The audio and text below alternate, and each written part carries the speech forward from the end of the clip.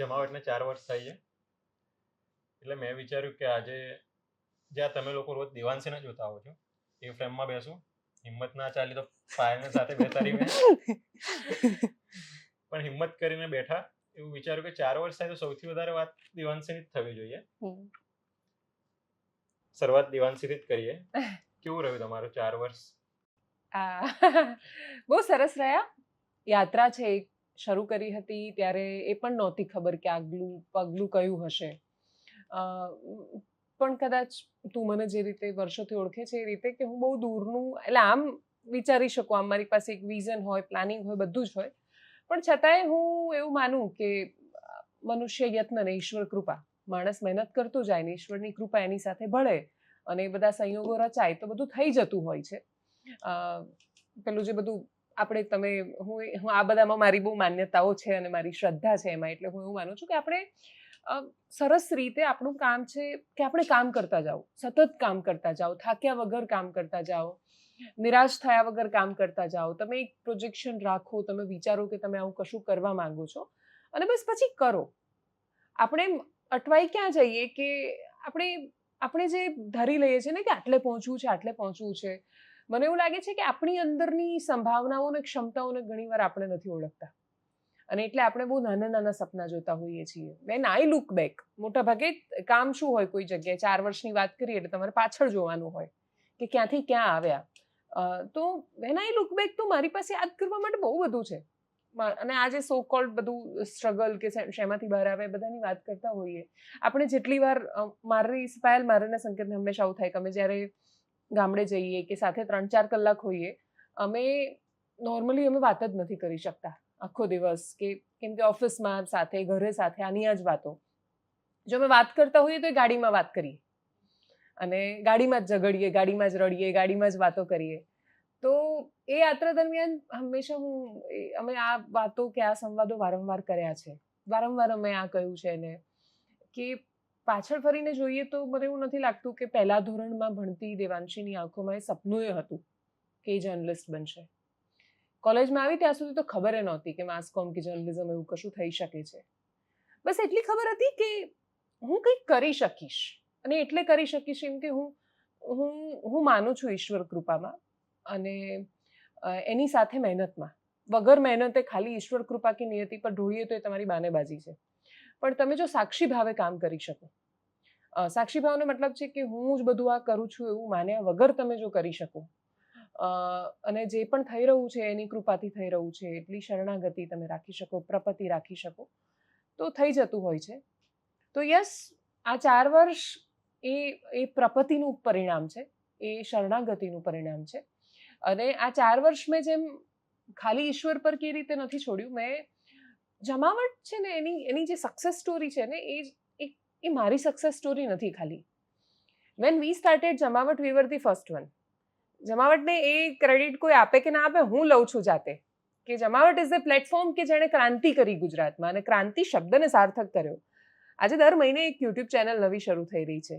તમે ગુજરાતના જે પણ ટીવીના કે બાકીના કોઈ પણ માધ્યમોના ફેમસ જર્નલિસ્ટના નામ લો, એ લોકો શરૂ કરી રહ્યા છે પોતાના પ્લેટફોર્મ, એકદમ એક્ટિવલી કરી રહ્યા છે બધું જ. પણ એ બધું જ શરૂ જ્યારે દેવાંશી કરી રહી હતી ત્યારે મોટા ભાગના લોકોને એવું લાગતું હતું કે આ ગાંડી થઈ ગઈ છે, આ શું કરે છે, ટીવીમાં આટલી સરસ નોકરી છે. અને મારી નોકરીમાં તો એટલા બધા કે એટલી ચેલેન્જીસ પણ નહોતી. મને યાદ છે આપણે કોઈને બી કહેતા હતા કે આવું કરવું છે તો અમને એવું કે ઘણા બધા લોકો મૂર્ખામી છે, ના કર્યા કરાતું હશે આમ તેમ, અને એવી કરિયરના પીક પર, કરિયરના પીક પર. હા, એ વખત એટલે હું એક્ઝેક્ટલી એ વાત પર આવું છું કે આપણને એવું લાગતું હોય છે કે એ કરિયરનું પીક છે. આપણે બહુ જ કમ્ફર્ટ ઝોનમાં આવીએ ને આપણને ખબર જ નથી કે ઈશ્વર આપણી પાસે શું કરાવવા માંગે છે. એણે આપણને મોકલ્યા છે તો એણે કશુંક વિચારીને મોકલ્યા છે. અને એટલે આપણું કામ છે કે મનમાં સારા વિચાર પણ બહુ ઓછા લોકોને આવે છે. સંકેત, કેટલા લોકો એવા હોય કે જેને આવું ભૂત ચડે માથા પર, શુરાતન ચડ્યું જ કહેવાય ને. એ વખતે તો કંઈ આ સિદ્ધ થયેલું નહોતું 4 વર્ષ પહેલા. એ તો જમાવટને 1 વર્ષ થયું અને પછી બધા લોકોએ એને સ્વીકાર્યું. અને ગુજરાતીઓ માટેના દરેક પૂર્વાગ્રહોને નકારીને ગુજરાતીઓએ જમાવટને માથા પર ચડાવ્યું. એટલે મને પાયલે હમણાં ભાવનગરથી એક વિડીયો મોકલ્યો. તો 2022માં જ્યારે જમાવટ શરૂ થઈ રહ્યું હતું ને ત્યારે એ આજે કેમ 26માં આપણે આ વાત કરી રહ્યા છીએ એનું કારણ કે ભાવનગરનું એક ગામ હતું કે જે એના ગામના ઓટલાનું નામ 2022માં જમાવટ રાખી રહ્યું હતું. એ કેટલા નાના માણસો છે કે જે મને અત્યાર સુધીનો એ અનુભવ છે કે જેને દુનિયા અને સમાજ નાના માને છે, એવા માણસોએ જમાવટને ઊભું કર્યું છે. બહુ જ બધા મોટા માણસો છે કે જેમણે બહુ જ મદદ કરી છે, વિશાળ હૃદયથી ઉદાર રહીને મદદ કરી છે એમણે. પણ જેણે માથા પર લઈ લીધું કે આ મારું છે એમ સ્વીકારી લીધું. તો મને જમાવટની 4 વર્ષની સૌથી મોટી સફળતા કે આને ગુજરાતીઓ પોતાનું માને છે. મને બહુ જ ગમે જ્યારે કોઈ મને બહુ પ્રેમથી વઢે ને. એક દર્શક છે, એ એનાલિસિસ ના આવે સંકેતને મેસેજ કરીને લડે કે આ કેમ રેગ્યુલર નથી આવતું, આમાં આ કેમ નથી થતું, તમે આ પણ કરી શકો, આ પણ કરી શકો. કોને સમય છે યાર 2 મિનિટનો? તો એ તમને જે બહુ બંને બાજુ એક્સ્ટ્રીમ પર રહેલા માણસો છે અંતિમ ઉપર, કે તમે કંઈ પણ કહેશો ફિક્સ છે, એ 5, 10, 15, 20 માણસોને બાજુ પર મૂકી દો. તો એના સિવાયના માણસો જે લખી રહ્યા છે, એ ખુશી વ્યક્ત કરે છે, એ પ્રેમ આપે છે, એ ગુસ્સો કરે છે, એ નિરાશા વ્યક્ત કરે છે, એ વઢે છે કે એ માથે ચડાવે છે. સમય કોની પાસે છે? તું કોઈની કમેન્ટ સેક્શનમાં જઈને કરે ટાઈમ પાસ? નથી કરતો, નથી લખતો ને. તું લખે છે, હું પણ નથી લખતી. તો કેમ અહીંયા આવીને લખે છે? કેમ કે એને ભરોસો છે. એને એવું લાગે છે ને કે એની સમજણ પ્રમાણે પણ જો એને ભલે એ સાચું હોય, આપણે કર્યું હોય, પણ એને એવું લાગે છે ને કે આ ખોટું છે. તો એ બહુ શાલીનતાથી, બહુ શાંતિથી, પ્રેમથી કહે છે. તો યસ, 4 વર્ષ જમાવટના એ છે. હું હમણાં જ, તમે લોકોએ કહ્યું ને જ્યારે પોડકાસ્ટ કરવાનું છે, એટલે હું અહીંયા આવીને બેસીને એટલે હું પહેલો વિડીયો જોઈ રહી હતી આપણો, જે ઓપનિંગ વિડીયો કે જમાવટ શું છે. તો હમણાં બહુ જ બધા લોકો મને એવું કહેતા હતા કે નવી નવી નેશનલિસ્ટ બની છે, નામ છે, આવું બોલે છે ને આવું બોલે છે. જમાવટનો પહેલો વિડીયો, જમાવટ શું છે એવું કહેતો વિડીયો, એના પહેલા વાક્યો આવા છે કે જો કર્તવ્ય પ્રત્યે સભાનતા જાગશે તો જમાવટ થઈ જશે. જો દેશ માટે સન્માનની ભાવના રહેશે તો જમાવટ થઈ જશે. જાતિ, જ્ઞાતિ, ધર્મ બધાથી ઉપર ઉઠીશું તો જમાવટ થઈ જશે. દરેક વાતમાં દેશને કેન્દ્રમાં રાખીશું તો જમાવટ થઈ જશે. લાગણીથી વાતોને સમજવાનો પ્રયત્ન કરીશું તો જમાવટ થઈ જશે. બીજાના પગરખામાં પગ મૂકીશું તો જમાવટ થઈ જશે, વગેરે વગેરે. અને પછી બહુ વિસ્તારથી લખ્યું છે કે બહુ જ બધા લોકો એવા હશે કે જ્યારે, કેટલા લોકો એવા હશે, મને કઈ રીતે ઓળખે છે. તો એ વખતે 22માં હું કહી રહી હતી કે LRD માટે કે બિન સચિવાલય માટે કે પોલીસ ગ્રેડ પે માટે કે પછી તક્ષશિલાની ઘટના માટે કે પછી ડિબેટ માટે, અલગ અલગ વિષયો પર બોલવા માટે કે મોંઘવારી માટે, કે આ બધા વિષયો પર લડતી ઝઝૂમતી એક પત્રકાર તરીકે લોકો મને ઓળખે છે. પણ એનાથી વિશેષ વાત એ છે કે મેં શરૂ કર્યું ને ત્યારથી બધા મને બેન કહે છે. ઓલમોસ્ટ માણસો, મને કોઈ મેડમ નથી કહેતું કે મેમ, આ બહુ ઓછા લોકો બેન કહે છે. અને પાછા હકથી કહે છે, પ્રેમથી કહે છે. તો બસ આઈ થિંક ધેટ્સ ઇટ. પછી એમાંથી 10 માણસો કોઈ એવું કહેશે કે આ પાર્ટીવાળી છે કે આ પાર્ટીવાળા, શું ફરક પડે છે? હા, જ્યારે હું જ્યારે મોટા ભાગે એવો પ્રયત્ન કરું છું કે એ કશું કહેતો હું ઇન્ટ્રોસ્પેક્ટ કરવાનો ટ્રાય કરું, હું ઇગ્નોર નથી કરતી સાવે સાવ. પછી એવું સમજાય કે યાર આને તો ટેવ છે આવું કહેવાની, તો તમારે એને ઇગ્નોર કરવું પડે. તમે એના માથા પર રાખીને ન ચાલી શકો. તો યસ, 4 વર્ષના અંતે કોઈ પણ સંસ્થા શરૂ કરતી વખતે એના જે ઉદ્દેશ્ય હોય મૂળ, કે એ શું કરવા માંગે છે, તો યસ, જમાવટે કરી રહ્યું છે અને એનો મને સંતોષ છે. આ યાત્રા કેટલે પહોંચી, મારી અપેક્ષા શું હતી એટલે પહોંચી, મેં ધાર્યું હતું એટલે હું નથી માનતી કે it's a great success story. તને હજુ લાગે છે તારો પીક હજુ બાકી છે? હું માનું છું કે હું પાપા પગલી કરી રહી છું સંકેત. મને એવું લાગે છે કે યાત્રાની શરૂઆત હવે થઈ રહી છે. મને એવું લાગે છે કે હજુ તો ચાલતા હવે શીખવાની છું. ચાલતા શીખીશ, પછી આમ કોન્ફિડન્સથી સરસ રીતે આમ સ્પીડ વોક કરતા થઈશ, પછી દોડતા થઈશ કદાચ. એટલે પેલો રણબીર કપૂરનો ડાયલોગ છે ને, દોડના ચાહતા ઉડના ચાહતા બસ રૂકના નહીં ચાહતા. તો બસ સતત ગતિમાન રહેવું એ આઈ થિંક સરસ. આઈ થિંક મરીઝનો શેર છે કે જગતમાં છે લાવા કદમ પર શરત ફક્ત એક જ ગતિમાન રહેવું, જુદા છે મુસાફર વિસામે વિસામે, વગેરે વગેરે. તો બસ એટલું જ છે કે ગતિમાન રહેવાનું છે, યાત્રા કરતા રહેવાનું છે, ચાલવાનું છે. સ્થિરતા સ્વભાવ નથી અને હોય ને ના જોઈએ. સતત નવું સ્વીકારવાનું, એડોપ્ટ કરવાનું, આગળ વધતા રહેવાનું. યાત્રાના જે મુસાફરો આપણે બધા છીએ, એ સામૂહિક યાત્રા છે. હું જ્યારે એવું કહું છું કે આગળ વધવાનું છે, તો હું આજે અહીંયા છું, તમે બધા અહીંયા છો, હું આગળ છું, એ રીતે નહીં. આ સામૂહિક યાત્રા છે. માણસનો જન્મ જ એના માટે છે ને, ઉર્ધ્વ ગતિ માટે. અમારે દરેક વાતમાં હું કશુંક આવી જશે અને તને એ શરૂ કરી દિયા इसने. મને આમાં ઉમેરવું છે, એટલે જ્યારે તમે આખી આ વાત કરી ને તો મને ફરીથી એ બાકડાવાળી યાદ આવી. તો જ્યારે તમે ને આપણે પહેલી વાર મળ્યા હતા કે જમાવટની શરૂઆત હતી, તો તમે પહેલાથી એવું કહેતા હતા કે જમાવટ એ પરંપરા બનાવવાની છે મારે, ખાલી જમાવટ નથી રાખવાનું. તો એ ભાઈએ જ્યારે એવું કીધું ને કે આ અમે બાકડાનું નામ જમાવટ રાખ્યું છે, તો મને આમ એવું ફીલ થયું કે એક કદમ તો આપણે એટલા છીએ ચાલી શકે. કે લોકોએ બાકડાનું નામ જમાવટ રાખ્યું છે, રોજ ત્યાં બેસીને જમાવટનો વિડીયો જોવે છે અને ત્યાં જે આવશે એ બધાને જ કહેશે કે આ જમાવટનો બાકડો છે. એટલે આઈ ફીલ સો ગુડ. તમને બી જ્યારે મેં વિડીયો મોકલ્યો, લોકો બહુ જ પ્રેમ કરે છે. એટલે આમ આપણને ઘરના પ્રેમ નહીં કરતા હોય ને એટલું વધારે એ બધા પ્રેમ કરે. તો 4 વર્ષ મેં તમને બી જોયા છે એમ કે અહીંયાથી અહીંયા બધા ગ્રો થયા છે. મને એવું પૂછવું હતું કે 4 વર્ષમાં ઇન્ડિવિજ્યુઅલી બધા ગ્રો થયા છે, અહીંયા આવ્યા ગયા બધા. તમે જમાવટમાં કેટલું ગ્રો થયા? તમે શું શીખ્યા જમાવટથી? હું જમાવટમાં બહુ મેચ્યોર થઈ, એઝ અ જર્નલિસ્ટ બહુ મેચ્યોર થઈ અને માણસ તરીકે બહુ મેચ્યોર થઈ. કદાચ મારું હાઈએસ્ટ વાંચન મેં વધાર્યું હોય, નાનપણથી બહુ વાંચ્યું છે એટલે હાઈએસ્ટ એવું નહીં કહું, પણ હું જમાવટમાં આવીને સૌથી વધારે શીખી સાંભળતા. એ શાંતિ નહોતી. હું પણ એન્કર હતી ને, ટીવીની ડિબેટ વધારે હોસ્ટ કરી હોય.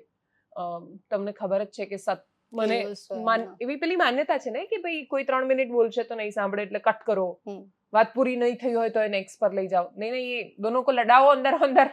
એટલે આ ટાઈપના જે ઇન્સ્ટ્રક્શન્સ છે એની વચ્ચે હું પણ મોટી થઈ.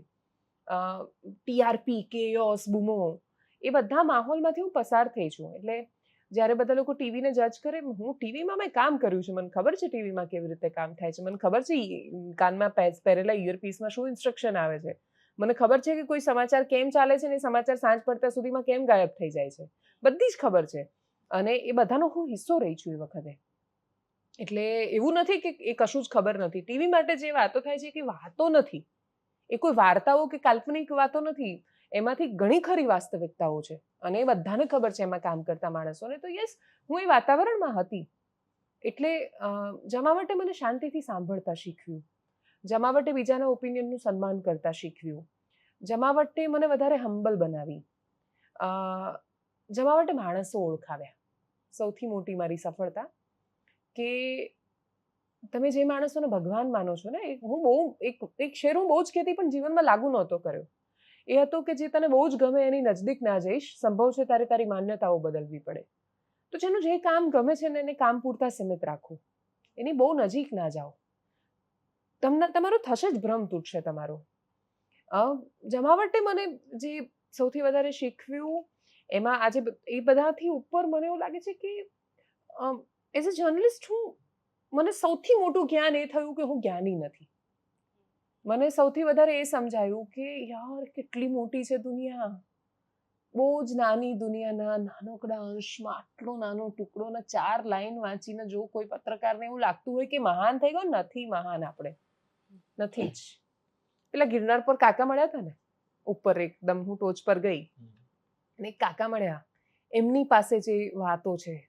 હમણાં હું ગીર પર ડોક્યુમેન્ટરી આપણે લોકોએ કરી, રૂત આપણે કરી, એમાં હું બહુ બધા લોકોને મળી. એમ તો આમ પેલો માલધારી જે બેઠો છે ને આમ સરળતા આમ ખાટલે બેસીને એવું કહી શકે ને કે ના હો, ઈ નો મારે, ઈ તો અહીંયાનો રાજા કહેવાય, રાજા, એનો સાળો ન કરાય, એનો સાળો ન કરીએ તો ન મારે તમને.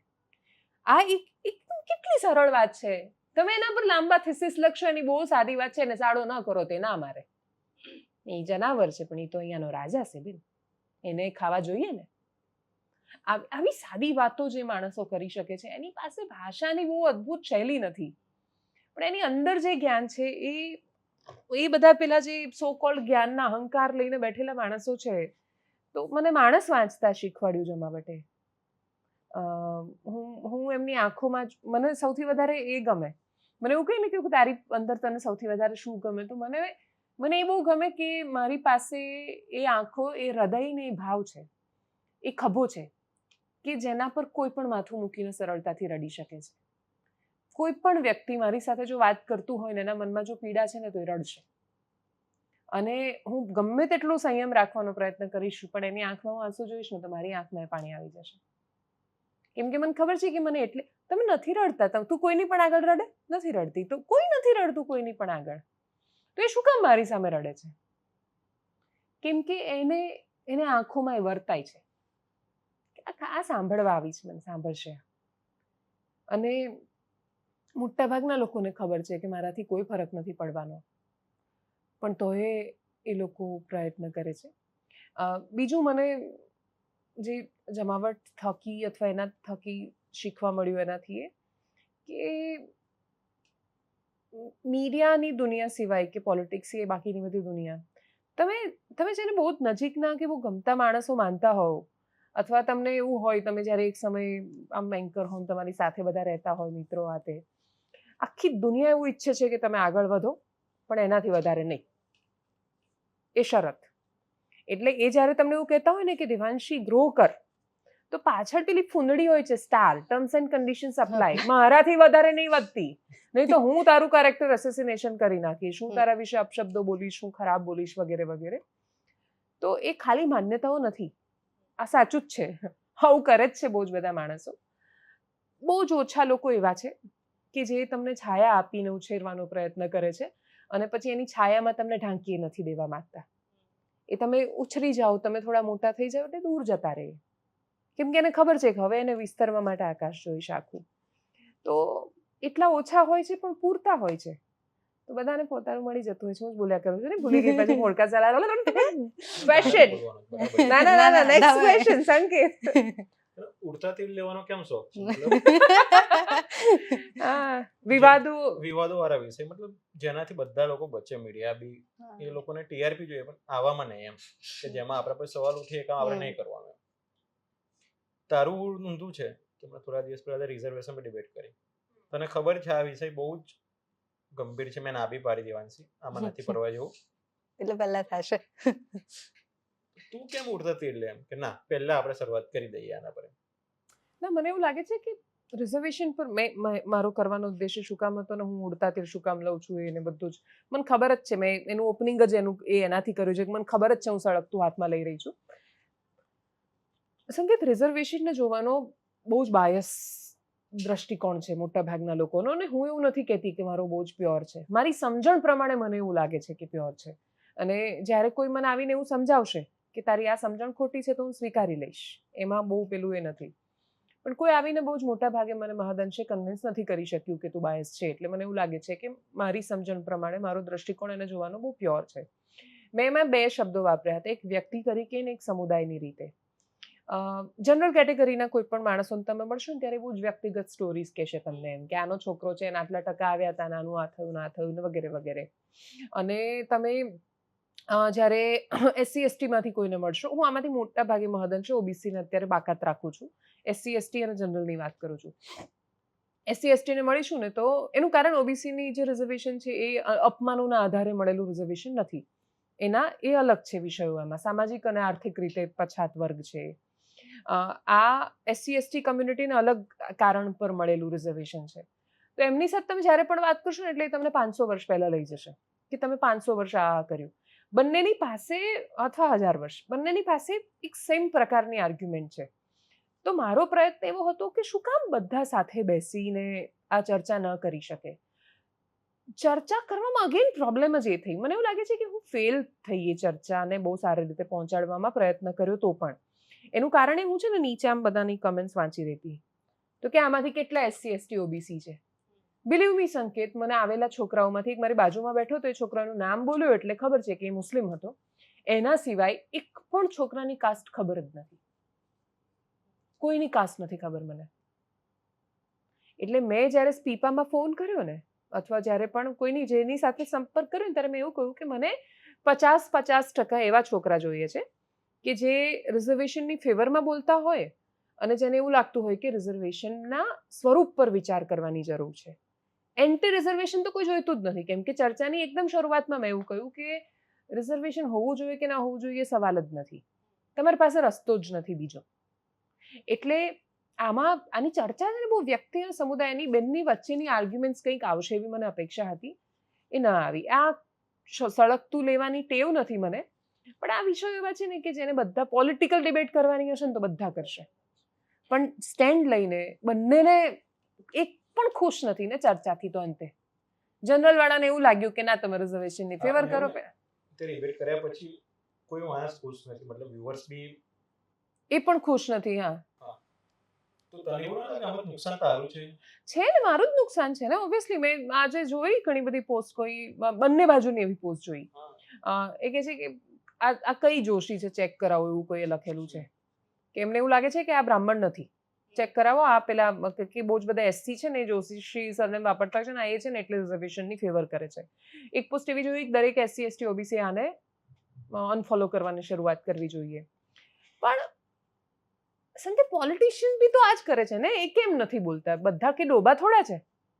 બધાને કેટલાય લોકો એવા છે કે ખબર પડે છે એમને આના પ્રોઝ કોન્સ. બહુ બધા લોકો એવા છે કે જે આના પર તાર્કિક ને બૌદ્ધિક બંને ચર્ચા કરી શકે છે, પણ એમને વોટ લેવા જવાનું છે અને એમને ખબર છે કે આ વિષયોમાં કશું કહેશે ને એમને કન્વિન્સ નહીં કરી શકે તો પેલા લોકો આમને કાઢી મૂકશે. એટલે પોલિટિક્સમાં બહુ જ બધી સંભાવનાઓ હોવા છતાં અને બહુ જ સારા રાજનેતા હોવા છતાં એ પબ્લિક ઓપિનિયનના પેઠું થઈ ગયા છે. લોકો જેમ કે એમ કરવાનું. એટલે આપણે મોબોક્રસીમાં નથી જીવતા સંકેત, આ ડેમોક્રસી છે. આપણે ત્યાં જો એટલા બધા મહાન માણસો હોત ને બધાની પાસે અદ્ભુત તર્ક હોત તો કોઈના આમાંથી 90% માણસોના તર્ક પોતાના નથી, એ કોઈકના પીરસેલા છે, કોઈકના આપેલા છે અને વ્યક્તિગત હિતને જોઈને છે. કે એસસી એસટી ઓબીસી છે તો ફેવરમાં બોલશે, જનરલ છે તો અગેન્સ્ટમાં બોલશે, એવું ના હોય. એટલે બહુ જ બધા લોકો એવા છે, બંને બાજુ છે, એ પણ ભ્રમ છે. બહુ બધા લોકો એવું તર્ક આપે છે કે તમે જનરલ વાળા તો તમને 10-20% એવા મળશે કે જે એની ફેવરમાં બોલતા હોય, પણ તમને એસસી એસટી ઓબીસી માંથી કોઈ એવું નહીં મળે કે જે એના કોન્સ પર વાત કરે. વાત ખોટી છે. હું બહુ જ બધા લોકોને એવા જાણું છું કે જે એસસી કે એસટી કમ્યુનિટીમાંથી આવે છે અને તોય રિઝર્વેશનના સ્વરૂપમાં ફેરફારની જરૂર છે એના વિશે વાત કરે જ છે. વાત શું છે? મૂળ તર્ક ક્યાં આવીને અટકે છે કે રિઝર્વેશન ક્યાં સુધી? તો જવાબ છે જ્યાં સુધી જાતિવાદ છે ત્યાં સુધી. જાતિવાદ હટાવવા માટે કોણ પ્રયત્ન કરશે? તો કોણે કરવો જોઈએ? કોણે કરવો જોઈએ? ગવર્મેન્ટ. એ લોકોએ જે જાતિવાદ કરે છે, જે જાતિવાદી છે એને પ્રયત્ન કરવો જોઈએ. આપણી ચર્ચામાં એ વાત આવી હતી કે યસ, હું નથી જાતિવાદી, પણ શું મારી તાકાત છે કે મારા સમાજમાં જઈને એવું કહું તમે આ જાતિવાદ કર્યો તમે ના કરો? પ્રેશરમાં આવે છે ને બધા માણસો સમાજ નામની એક વ્યવસ્થા સામે. તો જે દિવસે એ રિબેલ જાગશે ને બધાની અંદર, બળવો કરવાની વૃત્તિ કે હું ખોટું નહીં ચલાવું, અને ઓછું થઈ રહ્યું, શું ઓછું નથી થઈ રહ્યું? ખૂબ થઈ રહ્યું છે. એની સામે જે કાઉન્ટર ક્વેશ્ચન જે આવે છે ને કે એ પેલું જે આવે છે ને ઓપ્ટ આઉટની વાત, એટલે એવું કહે છે કે ભાઈ આઈએસ થઈ ગયા તો હવે પાણીનો ગ્લાસ નથી આપતા, તો એના માટે આ હોવું જોઈએ. તો એનો મતલબ શું થયો કે યુ આર ગેટિંગ રિઝર્વેશન પણ માન તો મળી નથી રહ્યું. તો એનો મતલબ શું થયો કે એ નથી તમને એટલો ફાયદો કરાવી રહ્યું. તો જ્યાં તમારે એક કાઉન્ટર દવાનું તો વિચારવું પડશે ને. કોઈ નથી કહેતું કે આ બંધ કરી દો. I am not of the opinion કે આ બંધ કરી દો, ચાલુ રાખો. એ તમારી એ બે પ્રકારની દવા હોય, એક મૂળ પર અસર કરે અને બે જે એના લક્ષણો ઓછા કરે. તો આ લક્ષણો ઓછા કરે છે, તાવ મટાડી રહ્યું છે, અંદરનું ઇન્ફેક્શન નથી મટી રહ્યું આનાથી. એટલે તાવ આવ્યો, દવા લઈ લીધી, તાવ ઓછો થઈ ગયો. તાવ ઉથલો મારે, દવા લઈ લો, તાવ ઓછો કરે. તાવ કેમ આવે છે એ વાત પર કોઈ ચર્ચા કરવાનો પ્રયત્ન કરે એટલે સીધા જાતિવાદી. આમાં આ ઇન્ફેક્શન થયેલું છે, જાતિવાદી ઇન્ફેક્શન કેમ દેખાય છે?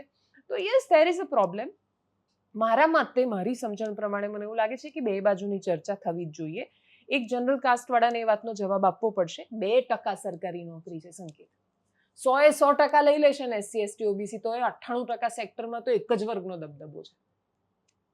એટલે તમે એ વાતને કેમનું ટાળશો? એ વાતના જવાબો ક્યાં છે? એટલે એ દિવસે જે કાઉન્ટર આર્ગ્યુમેન્ટ આવી રહી હતી, તમે જ્યુડિશિયરી જુઓ, મીડિયા જુઓ, બાય એન્ડ લાર્જ બાકીની બધી ઇન્ડસ્ટ્રીઝ જુઓ, એક આર્ટિકલ પેલું 15 વાળા મૂવી વાળો જે જવાબ હતો એ મને બહુ જ આમ લોજિકલ નહોતો લાગ્યો. પણ એના સિવાય યસ, આપણે એઝ અ સમાજ બહુ ડિસ્ક્રિમિનેટરી છીએ તો હા, બાય એન્ડ લાર્જ છીએ, પણ આપણને જ્યારે ખબર હોય ત્યારે જ. બાકી હવે ધીરે ધીરે લોકો નથી પૂછવા જતા. હું એ વાત સાથે સહમત નથી કે ફિલ્મના એક્ટરની જાતિ જોઈને લોકો મૂવી જોવા જાય છે. કડકનાથ હિટ છે, એ અમદાવાદમાં ચાલીને, દાહોદમાં થિયેટર ખુલ્યું તો ત્યાં જોવાય છે, જાબુઆમાં જોવાય. અને બધાએ અપ્રિશિએટ કર્યું કે માનગઢ પાસે આપણે મહીસાગરનો છોકરો છે અને દાહોદમાં રહેતો, એટલે દાહોદનો છોકરો FTI પુણેમાં ભણી અને આટલી સરસ ફિલ્મ બનાવે. તો મેં કોઈ નથી જોયું કે જે એવું પૂછતું હોય, ઓ આદિવાસી હવે એટલા મોટા થઈ ગયા ફિલ્મો બનાવશે. નહીં, પીપલ અપ્રિશિએટેડ હિમ કે વાહ, ત્યાંથી માણસો આવશે તો ત્યાંના કલ્ચરની વાત આવશે ને. બાકી લોકો કંટાળ્યા હતા અમદાવાદ, વડોદરા, સુરત, રાજકોટ, એના સિવાય ફિલ્મો જ નથી બનતી. તો કેવું બદલાયું? પણ એ જ વાત તો લાલોમાં લાગુ જ થાય છે ને, કે જુનાગઢથી કે સૌરાષ્ટ્રના ગામડામાંથી કોઈ છોકરો આવ્યો તો એણે એના દ્રષ્ટિકોણથી કેવી સરસ ફિલ્મ બનાવી. એટલે વાત એવી જ છે કે આને બહુ જ અલગ અલગ સ્થિતિમાં જોઈશું. મને એવું લાગે છે SC/ST સમાજના લોકોને સૌથી વધારે એ સમજવું પડશે કે IAS બન્યા પછી જો માન નથી મળતું ને લડાઈ માત્ર માનની જ છે, તો માન શું આપે છે? અને આજના સમયમાં માન પૈસો આપે છે. કેમ દલિત સમાજની બિઝનેસ સમિટ નથી થતી? કેમ ગ્લોબલ બધી બિઝનેસ સમિટ થાય તો એ ચોક્કસ સમાજોની જ થાય? કેમ જીટો સરસ કામ કરે, ગ્લોબલ પાટીદાર બિઝનેસ સમિટ થાય, બ્રાહ્મણોનું બ્રહ્મ સમાજની બિઝનેસ સમિટના સંમેલનો થાય? કેમ આદિવાસી બિઝનેસ સંમેલન નથી થતા? આદિવાસી સંમેલનો દર વખત થાય ઓગસ્ટમાં, વિશ્વ આદિવાસી દિવસ નિમિત્તે. જય જોહાર, જય જોહાર, જળ જંગલ જમીન બધું જ બરાબર છે, સંસ્કૃતિ, વિરાસત, પરંપરા એ જાળવવી જ પડશે. પણ એ નહીં સમજવું પડે કે આ ગ્લોબલ થઈ રહેલી દુનિયામાં કેપિટાલિસ્ટ માઇન્ડસેટની વચ્ચે તમારે જવાનું છે. ને બીજું કે આ દુનિયામાં જ્યારે કોઈ બહાર જાય છે, ગૌતમભાઈ કોઈ પૂછતું જ નથી કે તમે જૈન છો કે હિન્દુ છો. મને નથી લાગતું કોઈ મુકેશભાઈને એમની કાસ્ટ પૂછતું હશે. અને બહુ જ બધા મુસ્લિમ આ વાતને બહુ સારી રીતે સમજ્યા છે. ગમે તેટલું હિન્દુ મુસલમાન કરતો માણસ, બહુ લાંબા સમયથી પેલી પેટર્ન નોટ કરું છું. સુરતમાં એક ફારૂકભાઈ કરીને બિઝનેસમેન છે, બહુ મોટું કામ છે એમનું, આઈ થિંક સોલારમાં ને બધામાં. તો દરેક ન્યૂઝ ચેનલના કોન્ક્લેવમાં, પોલિટિકલ કાર્યક્રમોમાં, સાંસ્કૃતિક કાર્યક્રમોમાં હી ઇઝ ધેર. ઇન્વાઇટ કરે છે, સન્માન કરે, આવે એટલે ઊભા થાય છે બધા માનમાં. પૈસો છે એમની પાસે, સંકેત. તો એ ભૂખ જે પેદા કરવી પડે ને, કે કમાઓ પૈસા, ધંધો કરો. તો એ ધંધો કરવા નથી એ બાજુ. મને હું કોઈની સાથે વાત કરી હતી, એમણે આ બે વાત મારા ધ્યાન પર દોરી આ ડિબેટ જોયા પછી ને. હી આસ્ક્ડ 2 ક્વેશ્ચન્સ કે આ ચારમાં એક છે માર્કેટ, ઇકોનોમીમાં માર્કેટ અને પોલિટિક્સ, આ બે વિષયો. પોલિટિશિયન્સ રિઝર્વેશન કરીને મામલતદાર, એને સપનું જ મામલતદારના IPS બનવાનું આપે છે.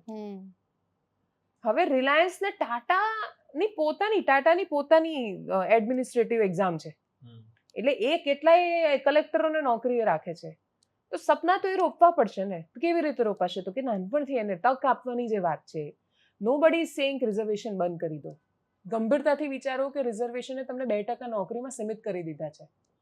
45,000 કે 35,000 કે એવું કંઈક જે સફાઈ કર્મચારીને પગાર મળે ને, સરકાર એક જ નોકરી છે જે વારસાઈમાં આપે છે. જો સરકારને એટલી જ બધી જો દલિતો પ્રત્યેની ચિંતા ને દયા છે ને દરેક સરકારોને, તો એવું કેવું જોઈએ સારો IPS ના છોકરો છે ને આપણે એમને IPS બનાવી દઈશું. પિતાનું મૃત્યુ થાય ઓન ડ્યુટી તો આપણે એના છોકરાને IPS બનાવીશું, એમ તો નથી બનાવતા. તો સફાઈ કર્મચારીના છોકરાને વારસાઈમાં કેમ નોકરી આપો છો? પેલા છોકરો છે ને પહેલેથી એનું માઇન્ડસેટ જ એવો થઈ જાય છે, એને ખબર જ છે કે કોઈ નહીં હોય એટલે આપણે મમ્મી નથી, પપ્પા નથી, કોર્પોરેશનમાં મારો વારો આવી જશે. તો દેર આર સિરિયસ ઇશ્યુઝ. દલિત વિશે વાત કરીએ તો આજે આપણે ગટરમાં ઉતારવાની વાત કરવી પડે છે. એટલે આ ટાઈપનું જે આર્થિક રિઝર્વેશન બહુ મોટું રિઝર્વેશન છે. હવે તું એવું કહીશ કે એક છોકરો છે, મને ખબર છે, એટલે એને he has some solid arguments. મને બહુ જ સરસ વાત એ લાગી કે એનો મારો ઓપિનિયન બહુ જ બધી વાતમાં સાવ અલગ હોય ને અમે બહુ સારી રીતે ચર્ચા કરીએ એની. બસ મારો એ જ પ્રયત્ન હોય છે. મને એટલી ખબર છે કે હું તારાથી ઓલમોસ્ટ વાતમાં ઓપિનિયન મારો અલગ આવે તો આપણે બે દુશ્મન નથી થઈ જતા. એ જ છોકરા આપણે બંને વાત કરતા હોય તો ત્રીજું કોઈ સાંભળતું નથી હોતું. અત્યારે કેવું હોય કે જ્યારે તું વાત કરે ત્યારે જે વ્યુઅર્સ હોય એમના મગજ પર એ કોઈ બી સમાજના હોય પણ બહુ અસર એવી કરતા હોય જે ચેનલને બી નુકસાન થઈ શકે એવું હોય ને. હા પણ મતલબ આપણે થોડા પબ્લિક એન્ટરટેનિંગ ચેનલ છે. જો પબ્લિકને ગમે એવું ચલાવવું હોય તો હાઈએસ્ટ લોકો પોર્ન જુએ છે, તો પોર્ન વેબસાઇટ શરૂ કરી દો, જોયા કરશે લોકો, વ્યૂઝ આયા કરશે. પેલા ઉલ્લુન બુલ્લુન બધા કેટલા OTT બધા શરૂ થયા હતા. બનાવો લોકોને ઉલ્લુ. એવું નહીં, એન્ડ ઓફ ધ ડે તો મેટર શું કરે છે, મતલબ આપણી જે ચેનલમાં બી વ્યૂઝ સારા આવે, વ્યુઅરશિપ મતલબ વધે, લોકો નવા જોડાય. આમાં તો ઘણા બધા લોકો અનફોલો કરે તો એ તો નુકસાન જ થાય ને, મતલબ અલ્ટિમેટલી. ના નુકસાન થાય જ છે ને, ક્યાં નથી થતું? એટલે થાય જ છે નુકસાન, એની ના નથી પાડતી. પણ એ નુકસાનના ભોગે પણ સત્ય બોલવું, સત્યની તો કિંમત તો હોય ને, ચૂકવવી જ પડે ને. પણ એનો અંત, અલ્ટિમેટ જે જીત હોય ને બહુ મોટી હોય સંકેત. આ બધા બહુ નાના નુકસાનો છે, આ બહુ જ નાના નુકસાનો છે. મને બહુ જ ભરોસો છે કે આજથી 5 વર્ષે 10 વર્ષે ગમે ત્યારે આ માણસો કે જે આંધળો વિરોધ કે કશું બી કરી રહ્યા છે એ પણ ધીરે ધીરે આ જ્યારે ચર્ચા આપણે કરી રહ્યા છીએ ને એમાંથી જો એક છોકરાને બી એવું લાગશે ને, મને યાદ છે હું ક્યાં ગઈ હતી, નસવાડી બાજુ ક્યાંક હતી, અને એક છોકરો આવ્યો, ફોન છે ને બહુ બધું બદલી રહ્યો છે, બહુ જબરદસ્ત બદલી રહ્યો છે. એ છોકરો રાઠવા હતો, આદિવાસી છોકરો હતો, અને મેં એને પૂછ્યું ને તારે શું કરું, તને કોણ ગમે, તને કયું કોણ હીરો તને કોણ લાગે જીવનમાં, તો ઈ સેડ મુકેશ અંબાણી. એ મુકેશ અંબાણીની રીલ્સ જોવે, વિડીયોઝ જોવે, ફોટોઝ જોવે. હા, ઇકોમાં બેસ્યો હતો ને આપણે ઇકોમાં બેઠો હતો ને વાત કરી હતી. એ છોકરો ભલે અત્યારે ઇકોમાં બેઠો છે, એને ભાઈએ એને મોબાઈલ લઈ આપ્યો છે, ભાઈ મજૂરી કરે છે, મજૂરી કરીને એના હાથમાં પહોંચાડેલો ફોન એને ડીજે સ્ટાર પણ બનાવી શકે, ઇન્ફ્લુએન્સર પણ બનાવી શકે, અને મુકેશ અંબાણીનું સપનું એ આંખોમાં આપી શકે. આજથી 10-15 વર્ષ પહેલા સુધી આદિવાસી છોકરાઓની આંખોમાં મુકેશ અંબાણીનું સપનું મેં ક્યારેય નહોતું જોયું. હું આજે જોઈ રહી છું તો મને બહુ જ ભરોસો છે કે આ ચર્ચાને બહુ જ પેલું બાયસની જેમ ન જોતા એક દિવસ કોઈ એક છોકરાને એવું લાગશે કે વાત સાચી, કે તમે કંપનીના માલિક બનો.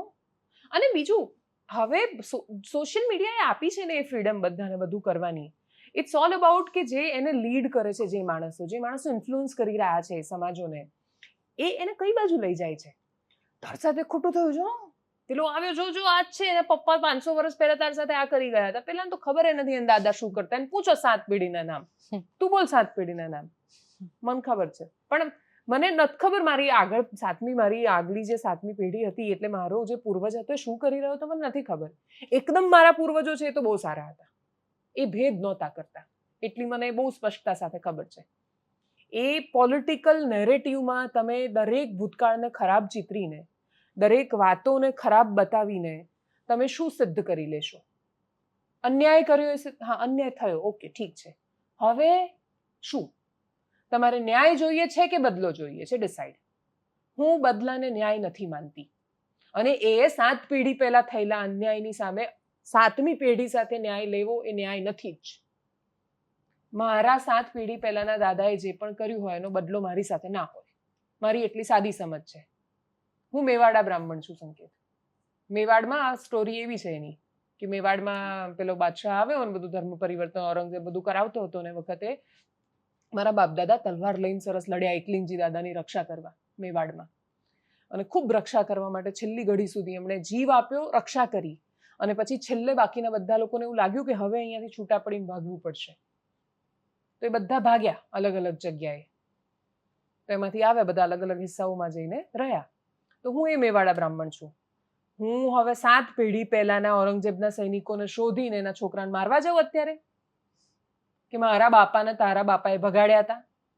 તો ધેટ ઇઝ નોનસેન્સ, માત્ર એ નોનસેન્સ છે. અને હું મારા છોકરાને દરેક મુસલમાન બતાવીને એવું કહું ને કે જો આ દુશ્મન છે તારો, જોજે હા, એ જેવો નજીક આવે ને એ દોસ્તી નહીં કરતો, એ દુશ્મન છે તારો, તો હું ખાઈ વધારું છું. મારું કામ ખાઈ પેદા કરવાનું નથી, મારું કામ એ કહેવાનું છે કે તું બહુ સારો માણસ બન, તું બહુ સારો રાષ્ટ્રપ્રેમી ને રાષ્ટ્રભક્ત બન, દેશને પ્રેમ કર, વફાદાર રહે, ને કર્તવ્યો નિભાવ. ઝેર પાડવાનું નથી, મારે એને કહેવું જ નથી કાન સાથે ખોટું. એને એની જાતે એના ઓપિનિયન, એનો અનુભવ થવા દો ને યાર, એને ખબર પડશે. એ જોશે બહાર દુનિયામાં, એને નહીં ખબર પડી જાય કે આ અન્યાયી છે ને આ ન્યાયી છે, એની જાતે દોસ્ત બનાવશે. આપણે તો બહુ બધી જગ્યાએ બાળકોને એવું કરીએ કે તું આને દોસ્ત બનાવજે ને આને દોસ્ત નહીં બનાવતો, અને કેટલું બધું શીખવાડીને ઝેર પીરસીએ છીએ છોકરાઓને, બધા પીરસે છે. તો આઈ થિંક મને એવું લાગે છે કે એની કિંમત અત્યારે છે. અને તું સાચો છે, દર્શકો માટે ચેનલમાં છે ને આર્થિક ને બાકીની બધી બાબતો સંકેત જુએ છે, એટલે મારો પગાર પણ એ જ કરે છે, એટલે મારો બધાનો બોસ સંકેત છે મૂળ રૂપે. તો એની ચિંતાઓ બહુ જ સાચી હોય છે કે તું અત્યારે ચેનલને તારા આ સો કોલ્ડ પેલી બહાદુરીમાં તું નુકસાન કરે છે, પણ બિલીવ મી સંકેત કે ભલે તને અત્યારે કિંમત લાગતી હોય, આનો ફાયદો છે. અને આપણને થાય ના થાય, પર્સનલી અંગત રૂપે તને મને થાય કે ના થાય, દેશને ફાયદો છે. એક છોકરો પણ એની આંખમાં એવું વિચારશે ને કે મારે માનની લડાઈ છે, આ દેશ કે આ બાકી બધું છે શું, અલ્ટિમેટલી તો સન્માનની વાત છે ને. તો એ સન્માન જો એને લાગે છે ને કે આઈએસ બનવા નથી મળતું, પણ એને એ તો ખબર જ છે કે હું મારી કંપની બનાવીશ, તું મારી જાતે માણસ રાખીશ, એ તો મને એવું કહેશે જ નહીં કે હું પાણી નહીં આપું, આપશે જ, હું કહીશ એમ આપશે. તો મારે એ રાખો, ચાલુ રાખો રિઝર્વેશન, 100 વર્ષ સુધી રાખો, 150, જ્યાં સુધી સંતોષ નથી થતો ત્યાં સુધી રાખો. મારો વાત માત્ર એટલી છે કે ઝઘડાઓ નહીં, એક નવી પેઢી છે ને એને એવું નાખો જો પેલા ખરાબ ને એના બાપ દાદા અન્યાય કરતા સતત આ ના કયા કરો, એને બહાર આવવા દો એમાંથી પ્લીઝ યાર, કમોન. મામલતદાર બન ને તલાટી બન ને આમાં આ નોકરી કરના તે બરાબર છે, જરૂરી જ છે, બધું દેશ ચલાવવા માટે બધી નોકરીઓ જોઈશે, એની ના નથી. અને જનરલ વાળા પણ જ્યારે વાત કરે છે ને એટલે યાર બહુ બધી વાતમાં એ લોકો સાચા છે, વ્યક્તિગત નુકસાન જ્યારે થાય છે, પણ તમને તમારો છોકરો પાસ નથી થતો ને મેડિકલમાં તો તમારી પાસે તક છે કે તમે રશિયા જઈને ભણાવી દો છો. તમારી પાસે સમજણ છે કે રૂપિયા ભેગા કરીને એને કોઈ ધંધે બેસાડી દો છો. તમારી પાસે સમાજ છે, સમાજની સંસ્થાઓ છે જે દાન આપે છે, સરકાર છે જે આર્થિક રીતે જે નબળા હોય એ લોકો માટેની રિઝર્વેશન છે હવે તો. એટલે એવું એ નથી એમ તમે 10 લાખ કે 8 લાખ એવી કંઈક લિમિટ છે ને, તો એનાથી ઓછું કમાઓ છો તો સરકાર પણ છે મદદ કરવા માટે. અને એનાથી વધારે કમાતું જે મિડલ ક્લાસ છે ને, એ મિડલ ક્લાસ સૌથી વધારે પીડાય, કેમ કે એ બહુ દૂરનું નથી જોતો. You have so many options, એની પાસે ઓપ્શન ઓછા છે, બહુ ઓછા છે. એટલે એ બેલેન્સ કરતા શીખે. પણ હા, એ વાત સાચી છે કે એ જે પ્રશ્ન પૂછે છે ને જનરલ કેટેગરી, હા ઠીક છે, પણ ક્યાં સુધી? અને આ જે કોમ્પેન્સેટ કરે છે એ વાળી જે વાત છે ને, વેરી ટ્રુ, કે તમે આ કોઈ પેલું ખેરાત થોડી છે રિઝર્વેશન, દેટ ઇઝ કોમ્પેન્સેશન, વળતર મળે છે. પણ સન્માનનું વળતર ના હોય સંકેત, એને રસ્તો બતાવવો પડે. 80 વર્ષમાં નથી બતાવ્યો, છોકરાઓને નથી ભણાવતા, નથી શીખવતા, સરકારે જે નાના લેવલ પર કામ કરવાનું છે ત્યાં નથી કરતા, એ કરવું જ પડશે. અને જે એના થોટ લીડર છે ને એ એને ઘેટાની જેમ નફરત કરાવે છે.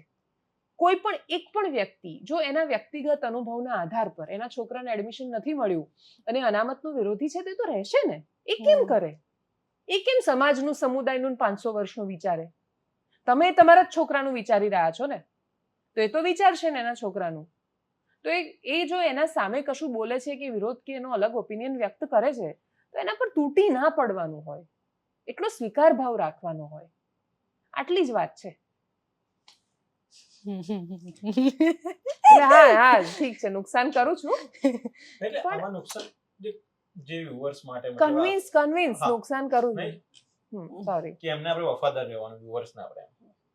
ના, સોરી, હું એ કહું, હું વ્યુઅર્સને વફાદાર નથી, હું મારા કામને વફાદાર છું, હું મને વફાદાર છું. મારી આ જ ભ્રમણા હતી સંકેત. એટલે આ વ્યુઅર્સ જે 1 વર્ષથી તે સરખું તારી ફિઝિકલ સ્થિતિ એવી નથી કામ કરી શકે, તે 6 મહિના કામ ના કર્યું, કોઈ મુદ્દાઓ જો ઉપરવાને ના ઉપર્યા, તૂટી પડ્યા, લોકો તારા પર તૂટી પડ્યા છે. મતલબ કબ હોગા કમ બેક?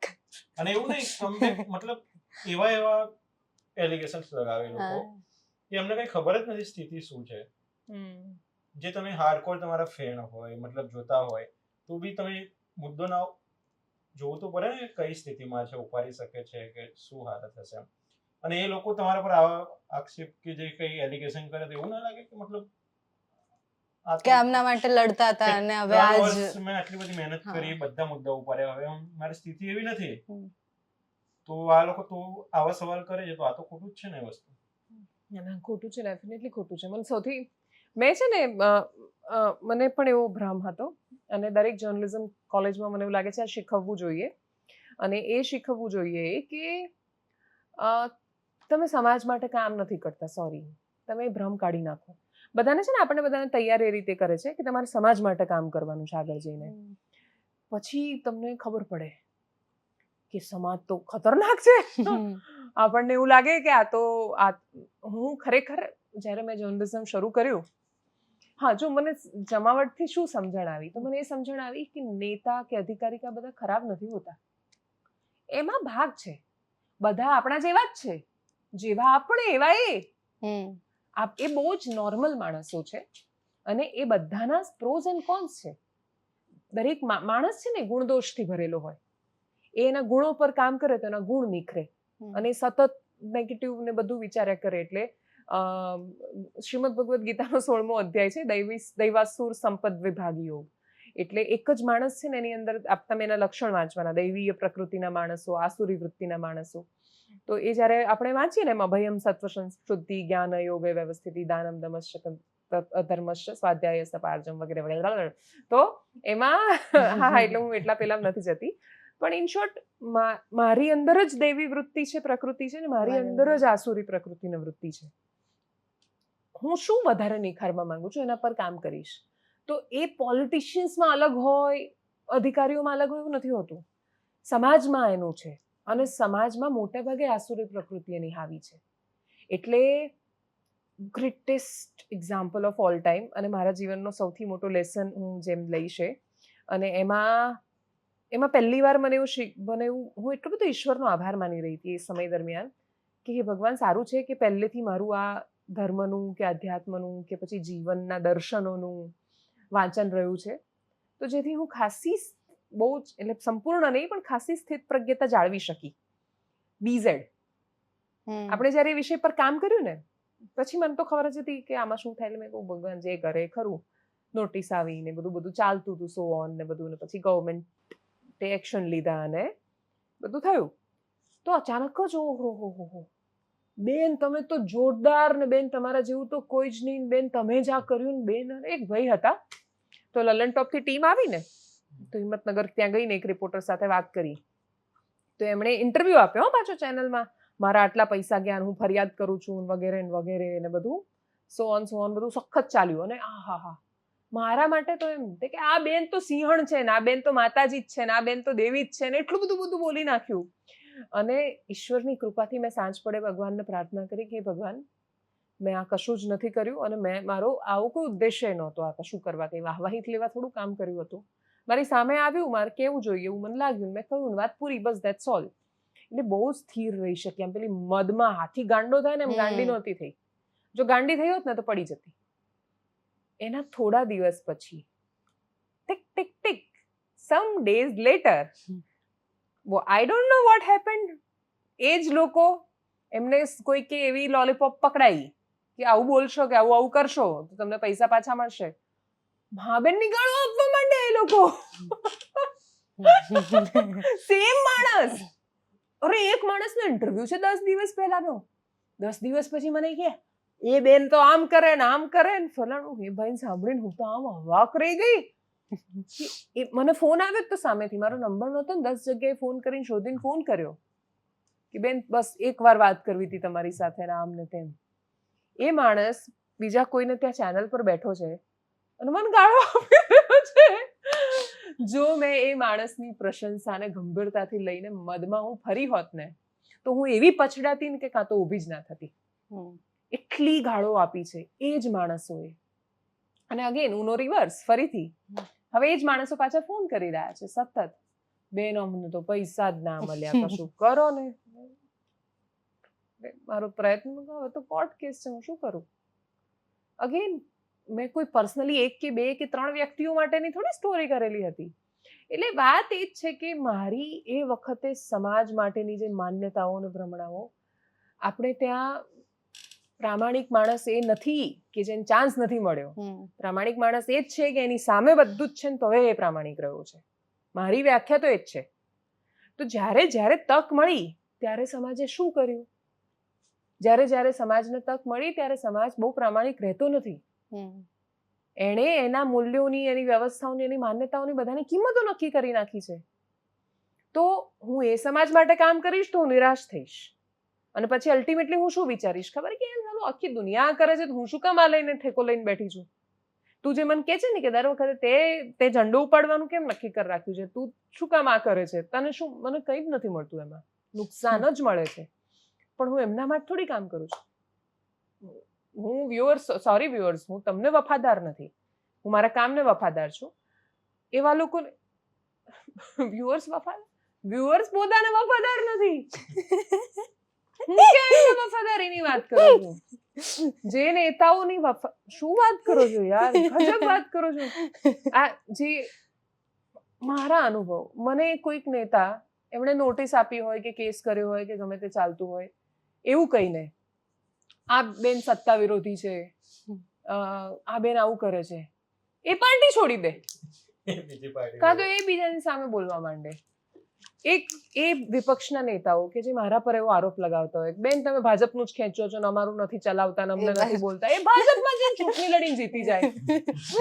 અને વ્યુઅર્સ એના જે પેલા ટેકેદારો હોય ને ઘડીકમાં આમ જાય ઘડીકમાં આમ જાય. મને એક કાકા યાદ છે 2022માં કમલમમાં આવીને મને કે કેમ અમારે સામે જ બોલ્યા કરો છો ને અમારે ત્યાં આવીને જોવો ખેતી ના આમ ને તેમ ને વગેરે. 2 years later એ મને એક જગ્યાએ મળે, બેન પાણીની બહુ તકલીફ છે, સ્ટોરી કરો ને અમારે ત્યાં. સરકાર તો સાંભળતી જ નહીં, અમારી જ છે તો એ નહીં સાંભળતી. તો એ મુદ્દાઓ, સ્થિતિઓ એ પ્રમાણે એમનું સ્ટેન્ડ બદલતા રહેશે. હું બહુ બધા લોકોને બહુ સાદી ભાષામાં એવું કહેવાય એને, એકદમ એને બહુ એ વાતને આમ એનું સ્તર ઘટાડી દેવું હોય તો એવું કહેવાય તળિયા વગરનો લોટો. તો પત્રકારે તો એવું જ રહેવાનું હોય. હા, એવું એટલા જ મુદ્દા પત્રકાર- પ્રમાણે બદલાય ને. પત્રકારે ગરીબ બી રહેવાનું એવું હોય. ના, હું નથી માનતી એમાં. પત્રકાર હોય એટલે એ ગરીબ જ હોય એવી જે અપેક્ષાઓ છે કેમ, મતલબ કોઈ પણ કેમ ગરીબ રહેવું જોઈએ, નોટ જસ્ટ પત્રકાર. નહીં, હું પણ એવું કયા નહીં. સેન્સમાં કીધું હું તને કહું છું. એલિગેશન લગાવે Yes, ને કે બધા. તમે કોઈ બી એડવર્ટાઇઝમેન્ટ કરો કે ગવર્મેન્ટ કે ટુરિઝમનું કામ કરો તો એ લોકોથી કેમ નથી પચતું એમ, મતલબ કે આપણે બી એક મીડિયા સંસ્થા ઇવન યોર લાઈફસ્ટાઈલ, એમ બધાને એવું લાગે કે અચાનકથી બેન આવા કેમ થઈ ગયા. અને- અરે પણ કે પત્રકાર છે જ્યારે તો હું તો પહેલા કોફી તો મોંઘી જ પીતી હતી, એટલે કપડાં સારા જ પહેરતી હતી. હા, એ પત્રકાર છે તો મતલબ શું કહેવાય, એડવર્ટાઇઝમેન્ટ ના કરી શકે? એટલે એક મિનિટ જો, અગેન બે વસ્તુ છે. હું એક વસ્તુ એ શીખવાડું ક્યાં કે આપણે છે ને એક સમય એવો રહ્યો, આ બધે બહુ જનરલ લાગુ થાય છે કે આપણે છે ને એવું માની લીધું કે અમીરો ખરાબ જ હોય, અમીર એટલે ચોર જ હોય, અને ગરીબ એટલે તો આહા પ્રામાણિકતાનો અવતાર. ગરીબીને એટલી બધી ગ્લોરીફાઈ કરી કે ગરીબ રહેવું એ બહુ જ મહત્વની વાત થઈ ગઈ. એટલે એક તો આપણને છે ને કોઈ પણ માણસ જો ગરીબ હોય ને, એ છે કે નહીં અલગ વિષય છે. એટલે એમને જે સ્ક્રીન જાતે જ પર દયા આવે. હા, એમને જે સ્ક્રીન પર જાતે બાપડા જેવા લાગતા માણસો છે ને, જેને જુઓ તો ખરા એમની પાસે પૈસા છે કે નહીં. એટલે કોઈ પણ વસ્તુ કશું મોંઘું પહેરે છે, જરૂરી નથી કે એની પાસે એટલા પૈસા હોય જ. એમાં તો બધું EMI પર મળે છે. એટલે હવે અમીર દેખાવું બહુ ઈઝી છે, એટલે દેખાવ પર નથી જતા. પણ ઇન જનરલ જે દેશના બહુ જ માનીતા મહાન પત્રકારો છે, દેશના વિપક્ષના માનીતા અને મહાન પત્રકારો છે, એ બધા બહુ જ કરોડપતિ છે, બહુ રૂપિયા છે એમની પાસે, કમાય જ છે અને કમાવું જ જોઈએ. એમાં શું ખોટું છે? રહી વાત એડવર્ટાઇઝમેન્ટ જાહેરાતની, બે પ્રકારનું. મહાત્મા ગાંધી સરકારની જાહેરાતોમાં નહોતા માનતા.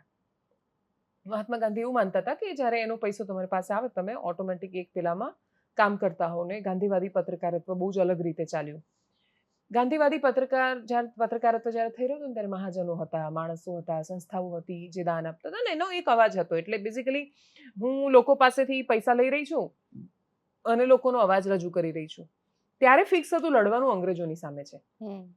અંગ્રેજોના પૈસા લઈને તો અંગ્રેજો સામે લડાય નહીં. હવે અત્યારે કેવું છે, બધાને કેવું છે કે સરકાર અંગ્રેજ છે, જનતા ગુલામ છે. પણ ગુલામ પાછી એવી પેલી દેશ માટે પેલું કશું કરવા નીકળેલી જનતા નહીં. પાછી એ પૈસા નહીં આપે તમને, સલાહો આપશે, પૈસા નહીં આપે તમને. પૈસા જવા દો, તમને એક મુદ્દામાં તમે અસહમત થશો તો અનફોલો કરીને જતા રહેશે. એટલે ઠીક છે, અલગ વિષય છે. પણ એ એવું છે અને તમે એમની સામે ક્રાંતિ કરવા માટે નીકળેલા વ્યક્તિઓ છો. તો સોરી, હું એવું માનું છું કે એ ભાજપના નેતા હોય, એ કોંગ્રેસના હોય કે આમ આદમી પાર્ટીના હોય, મારે એક બીની સાથે બાપે માર્યા વેર નથી.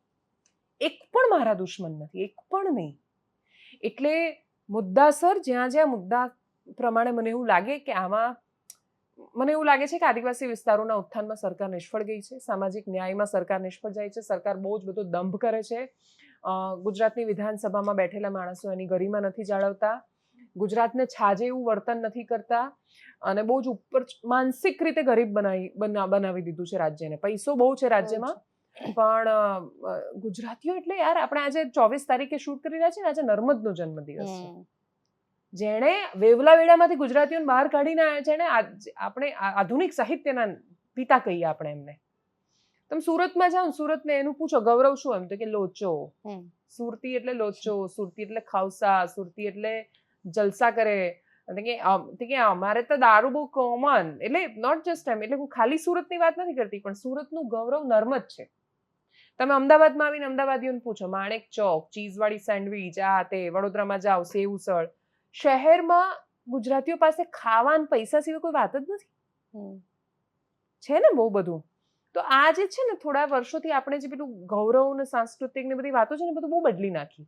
એટલે એ બધા નુકસાન બહુ જ કર્યા, સાંસ્કૃતિક નુકસાન છે ને. સામે બહુ બધી ઉત્થાનની બહુ વાતો થઈ. ગિફ્ટ સિટી છે તો હું એને સારું કહીશ, ધોલેરા તો હું સારું જ કહીશ, અને થઈ રહ્યું છે કશુંક સારું, બિઝનેસીસ આવી રહ્યા છે ફ્યુચર માટેનું. કોઈ સરકાર પાસે 10, 15, 20, 25 વર્ષ પછીનું વિઝન છે તો છે એમની પાસે વિઝન. વર્તમાન આ બધું જ જ્યારે થઈ રહ્યું હોય, હું એવી પત્રકાર છું એકચ્યુઅલી કે જે સ્ટેચ્યુ ઓફ યુનિટીના ભરપેટ વખાણ કરે છે અને પછી ઝરવાણીમાં જઈને પાણી નથી આવતું ને રસ્તો નથી એની સ્ટોરી એ કરે છે. હું આ જર્નલિસ્ટ છું. એટલે ઝરવાણીની સ્ટોરી જેને ગમે છે એને સ્ટેચ્યુ ઓફ યુનિટીની સ્ટોરી નથી ગમતી. ઘણા બધા લોકોને જેને સ્ટેચ્યુ ઓફ યુનિટીની સુંદરતાનું વખાણ સાંભળવા છે અને બહેનોનું કામ જ મળ્યું છે એ સાંભળવું છે અને એવું લાગે છે યાર ઇતના બડા હું આપ છોટી છોટી બાतें ક્यों કરતે હો. આ નાની નાની વાતોથી દેશ બને છે. એમાં રહેતી એક છોકરી છે ને, એક દેવાંશી નામ છે એનું, એક છોકરી મને મળી હતી ઝરવાણી, એનું નામ દેવાંશી. તો એ દેવાંશીના ખાલી જન્મમાં ફરક છે. એનો જન્મ બદલાઈ જતો, એ મારી જગ્યાએ હોતો, એની જગ્યાએ હોત. માત્ર જન્મના આધાર પર ભેદ ના હોવો જોઈએ ને, તો માત્ર જન્મના આધાર પર તકમાં ભેદ ના હોવો જોઈએ. તક તો મળવી જ જોઈએ એને મને, પછી અમારી યાત્રા અમે અમારી ક્ષમતા પ્રમાણે નક્કી કરીએ. તો આ મારું જર્નલિઝમ છે. એટલે જેમાં મારું ફરીથી એવું માનવું છે કે બે અંતિમોની વચ્ચે જ ક્યાંક સત્ય ફરતું હોય, આપણે એને શોધી લેવાનું હોય અને એવી જડતાઈ નહીં રાખવાની કે મેં કહ્યું એ સત્ય. તો હું આ જર્નલિસ્ટ છું કે જે અંતિમોમાં નથી માનતી. અને એટલે જ રહી વાત એડવર્ટાઇઝમેન્ટની, જે આપશે એ લઈશ. જરૂરી નથી એમાં ભેદ રાખું છું, નુકસાન કરું જ છું ને એડવર્ટાઇઝમેન્ટનું કેટલું બધું કરું છું. બહુ જ બધી એજ્યુકેશનલ ઇન્સ્ટિટ્યૂટ એવી છે કે જેમણે અમને બહુ એપ્રોચ કર્યા, પણ અમને એવું લાગ્યું કે આમ ના કરવી જોઈએ તો ના કરી. પૈસા નહીં હોય, ચલાવવા માટેના ક્રાઇસિસ હશે, તો પછી લાર્જર ગુડ વિચારવાનું. તો લાર્જર ગુડ જમાવટના ટકી રહેવામાં છે, તેમની એ કરીશું. તો જે આપતા નથી તમે અલ્ટિમેટલી, તો તમને એવું લાગે છે કે પૈસાથી વફાદારી આવે છે, એવું નથી આવતું. અને એવું હોત તો, અને હું એ વાત બહુ સ્પષ્ટતાથી માનું છું કે આપણે છે ને, જેમ કે દાહોદનું ટુરિઝમનો વિડીયો કરીને નીકળ્યા ને, એ જ વખતે ત્યાંથી જ એ જ યાત્રા દરમિયાન, એટલે અહીંથી હું ગઈ છું ટુરિઝમનું શૂટ કરવા માટે, ગુજરાત ટુરિઝમે પૈસા આપેલા છે એને પ્રમોશન માટે. તો એ બહુ સારી વાત નથી કે ગુજરાતની સરકાર ડાંગ કે દાહોદ કે મહીસાગર કે પંચમહાલ કે જ્યાં ટુરિઝમ નથી, આટલા સુંદર પ્રદેશો છે, એ પ્રદેશોને તો બહુ સરસ શૂટ કરો છો, ખર્ચો કરો છો તમે એમાં એટલો બધો, તમારો ટાઈમ આપો છો, તમે ત્યાં જઈ રહ્યા છો અને બહુ જ મિનિમલ અમાઉન્ટમાં, સરખામણીએ સાવ ઓછી અમાઉન્ટમાં તમે એટલું બધું કામ કરીને એટલા સરસ વિડીયો બનાવીને ત્યાં આવો છો, તો રોજગારી મળવાની છે સામાન્ય માણસોને. તો એમાં સરકાર અપીઝમેન્ટ નથી કરતી, સરકાર સારું કરી રહી છે. હું કશું ખોટું નથી કરી રહી, એમાં સારું જ કામ કરી રહી છું. એ કામના પૈસા હોય જ ને, કેમ ના હોય? અને રહી વાત ગરીબીની ને અમીરીની, તો એ તો બહુ સાપેક્ષમાં છે. તમે ક્યાં રહીને મને જોઈ રહ્યા છો, તો તમને એવું લાગશે કે બેન અમીર છે કે વોટ એવર. હું જે માણસોની વચ્ચે રહું છું ત્યાં રહીને જુઓ મને, બહુ કરી જ છું એ સરખામણીએ. તો બધાએ અમીર થવું જોઈએ, સાચા માર્ગે થાવ. રસ્તો કોઈ પણ ભોગે અમીર થવું એ ખોટી વસ્તુ છે. પૈસા કમાવા એ પાપ નથી. ભારતીયોએ આ પલાયન વૃત્તિ જે પેદા થઈ ને, ખોટું થયું, સંસાર છોડીને જતા રહો, આ તો આ કરીને જતા રહો, આ ફેસ જ નથી કરવી સમસ્યાઓને, ભાગી જવું છે જે, એ વૃત્તિમાંથી બધાએ બહાર આવવું પડશે ને બધા આવી રહ્યા છે. બસ યસ, મારું અપેક્ષા એ છે કે તમારો રસ્તો બહુ શુદ્ધ અને પવિત્ર હોવો જોઈએ. સાધન શુદ્ધિ બહુ મહત્વની છે. બાકી અને આપણે છે ને ઉપનિષદ છે, એમાં એક ઈશાવાસ્ય ઉપનિષદ છે, ઈશાવાસ્યમ ઇદમ સર્વમ એમ કરીને એની શરૂઆત થાય છે, ઈશ્વર બધે છે વાતમાં. એમાં એક બહુ સરસ છેલ્લી લાઈન છે કે તેન ત્યક્તેન ભુંજીતા, ત્યાગીને ભોગવ. એટલે સાક્ષી ભાવની મેં જે વાત કરી ને, તો હું માનું છું, એમાં મારો ભરોસો તેન ત્યક્તેન ભુંજીતામાં છે. બહુ જ ભૌતિકવાદમાં કે પછી વસ્તુઓમાં, આ વસ્તુથી કોઈ મોટું મહાન ને બધામાં નથી માનતી. પણ હું એવું નથી માનતી કે દેશે ગરીબ રહેવાનું હોય. હું તો દરેક છોકરીઓને ખાસ કહું છું આમાં, પર્ટિક્યુલરલી છોકરીઓને. આ દેશની 50% સ્ત્રીઓ કામ, જ્યારે 50% આબાદી સ્ત્રીઓની છે અને સ્ત્રીઓ કામ ન કરે તો એ કેટલું નુકસાન થાય દેશને. તો તમે, હું કરીને બેઠી છું એટલે મને ખબર છે કે બધું મેનેજ થાય છે, કરી શકાય છે ને, બેસ્ટ રીતે થાય છે. મારા બાળકો એનું ઉદાહરણ છે. કોઈ એવું કહેતું હોય કામ કરવાથી પેરેન્ટિંગને નુકસાન થાય, નથી માનતી એવું. આપણે બધા બાળકોને બહુ જ પકડી રાખ્યા, આમ છાતી વળગાડીને રાખ્યા, આ કર્યું ને તે કર્યું, તો શું થયું? આપણે કેટલા એલન મસ્ક કે પછી બિલ ગેટ્સ કે પછી સ્ટીવ જોબ્સ પેદા કર્યા.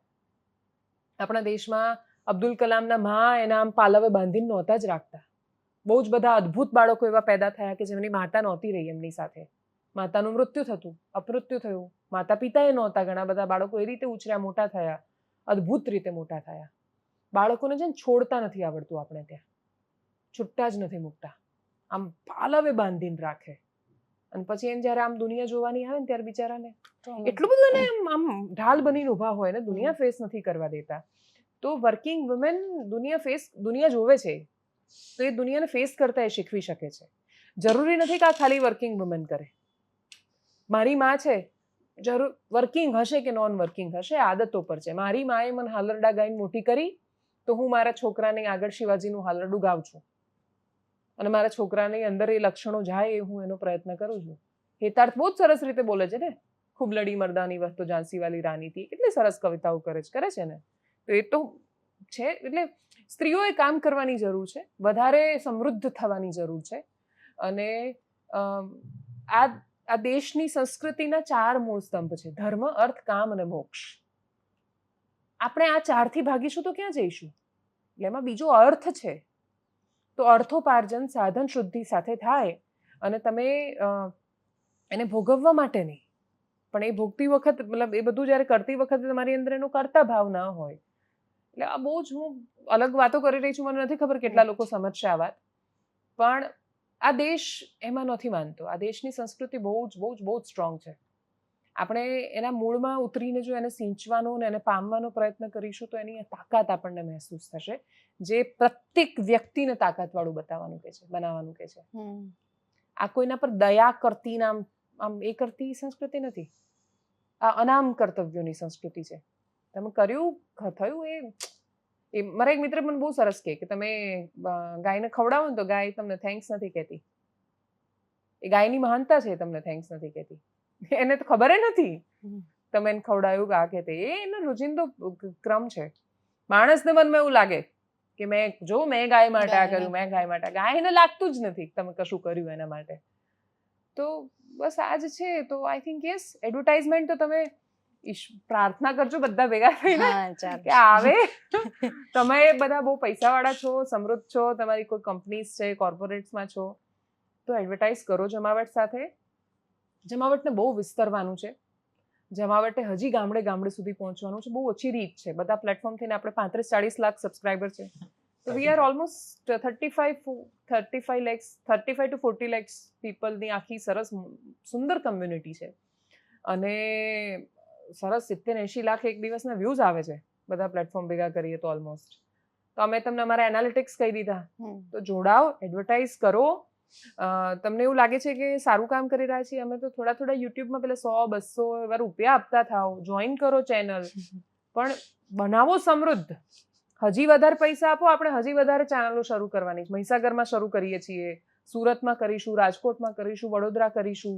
તમને એવું લાગે છે તમે જર્નલિઝમ કરી શકો, જોડાઓ અમારી સાથે. તમે જર્નલિઝમ કરો, સમૃદ્ધ બનો, પૈસા કમાઓ, અને પૈસા સારા કામોમાં વાપરો. હજી મોટી સંસ્થાઓ બનાવો. દેશમાં વધારે કમાઈશ, વધારે જીએસટી ભરીશ, વધારે ઇન્કમ ટેક્સ ભરીશ, વધારે કશું ને કશું થશે, ફરતો રહેશે પૈસો. એટલે આ મારી પેઢી એ પેઢી નથી કે આમ થોકડા કેશ ભેગા કરીને ક્યાં મૂકી રાખે તિજોરીમાં. આ એ છે જ નહીં. એટલે પૈસો ફરશે, અને પૈસો ફરે. અર્થતંત્રનો નિયમ છે, લિક્વિડિટી હોય એટલે દેશ સરસ ચાલે. તો સારું ને, સરકારની તિજોરીમાં પૈસો રહે એની જગ્યાએ જમાવટ પર એડના રૂપમાં આવે. વિપક્ષના પાસે રહે પૈસા. બીજું એ વાત ખોટી કે વિપક્ષ એડ નથી કરતા. એ લોકો જ્યારે એવું કે આમ આદમી પાર્ટી ટીવીને આટલી બધી એડ આપે છે, ફૂલ એડ આપે, બહુ પૈસા ખર્ચે, છાપાના છાપા, થોકડા. તમને તો પંજાબ સરકારની વાહવાહી દેખાતી હશે છાપાઓમાં બધે. શું લેવા દેવા ભગવાન માનના કામને? અહીંયા ચાલે જ છે ને, એડ છે ભાઈ, જાહેરાત છે. તો તમને કઈ છાપા એવું લાગ્યું કે આમ આદમી પાર્ટીને વેચાઈ ગયા છે? આને કોંગ્રેસના સ્ટેટની એડવર્ટાઇઝમેન્ટ જોજો, તેલંગાણાની જુઓ તમે. હમણાં તો આ તમિલનાડુની એડવર્ટાઇઝમેન્ટ, હમણાં વિજયની એડવર્ટાઇઝમેન્ટ મેં ગુજરાતી છાપાઓમાં જોઈ. તો એ શું છે? છાપા કરે તો ચાલે, સોશિયલ મીડિયા છે તો નહીં, અને બાકી બધા કરે ચાલે. દેવાંશી નહીં કરની જાય એવું થોડું હોય. અપાવો, એડવર્ટાઇઝમેન્ટ અપાવો. હું તો એવું કહી રહી છું. એટલે બસ આ મારું કેવું છે. ગરીબ રહેના ગુનાહ હૈ, પાપ હૈ. દેશ માટે અપરાધ કરી રહ્યા છો તમે, એટલે મારે સરકાર પાસે રાશન લેવાનું જ. હું જ્યારે એવું કહી રહી છું કે કોઈ ના લેવું જોઈએ.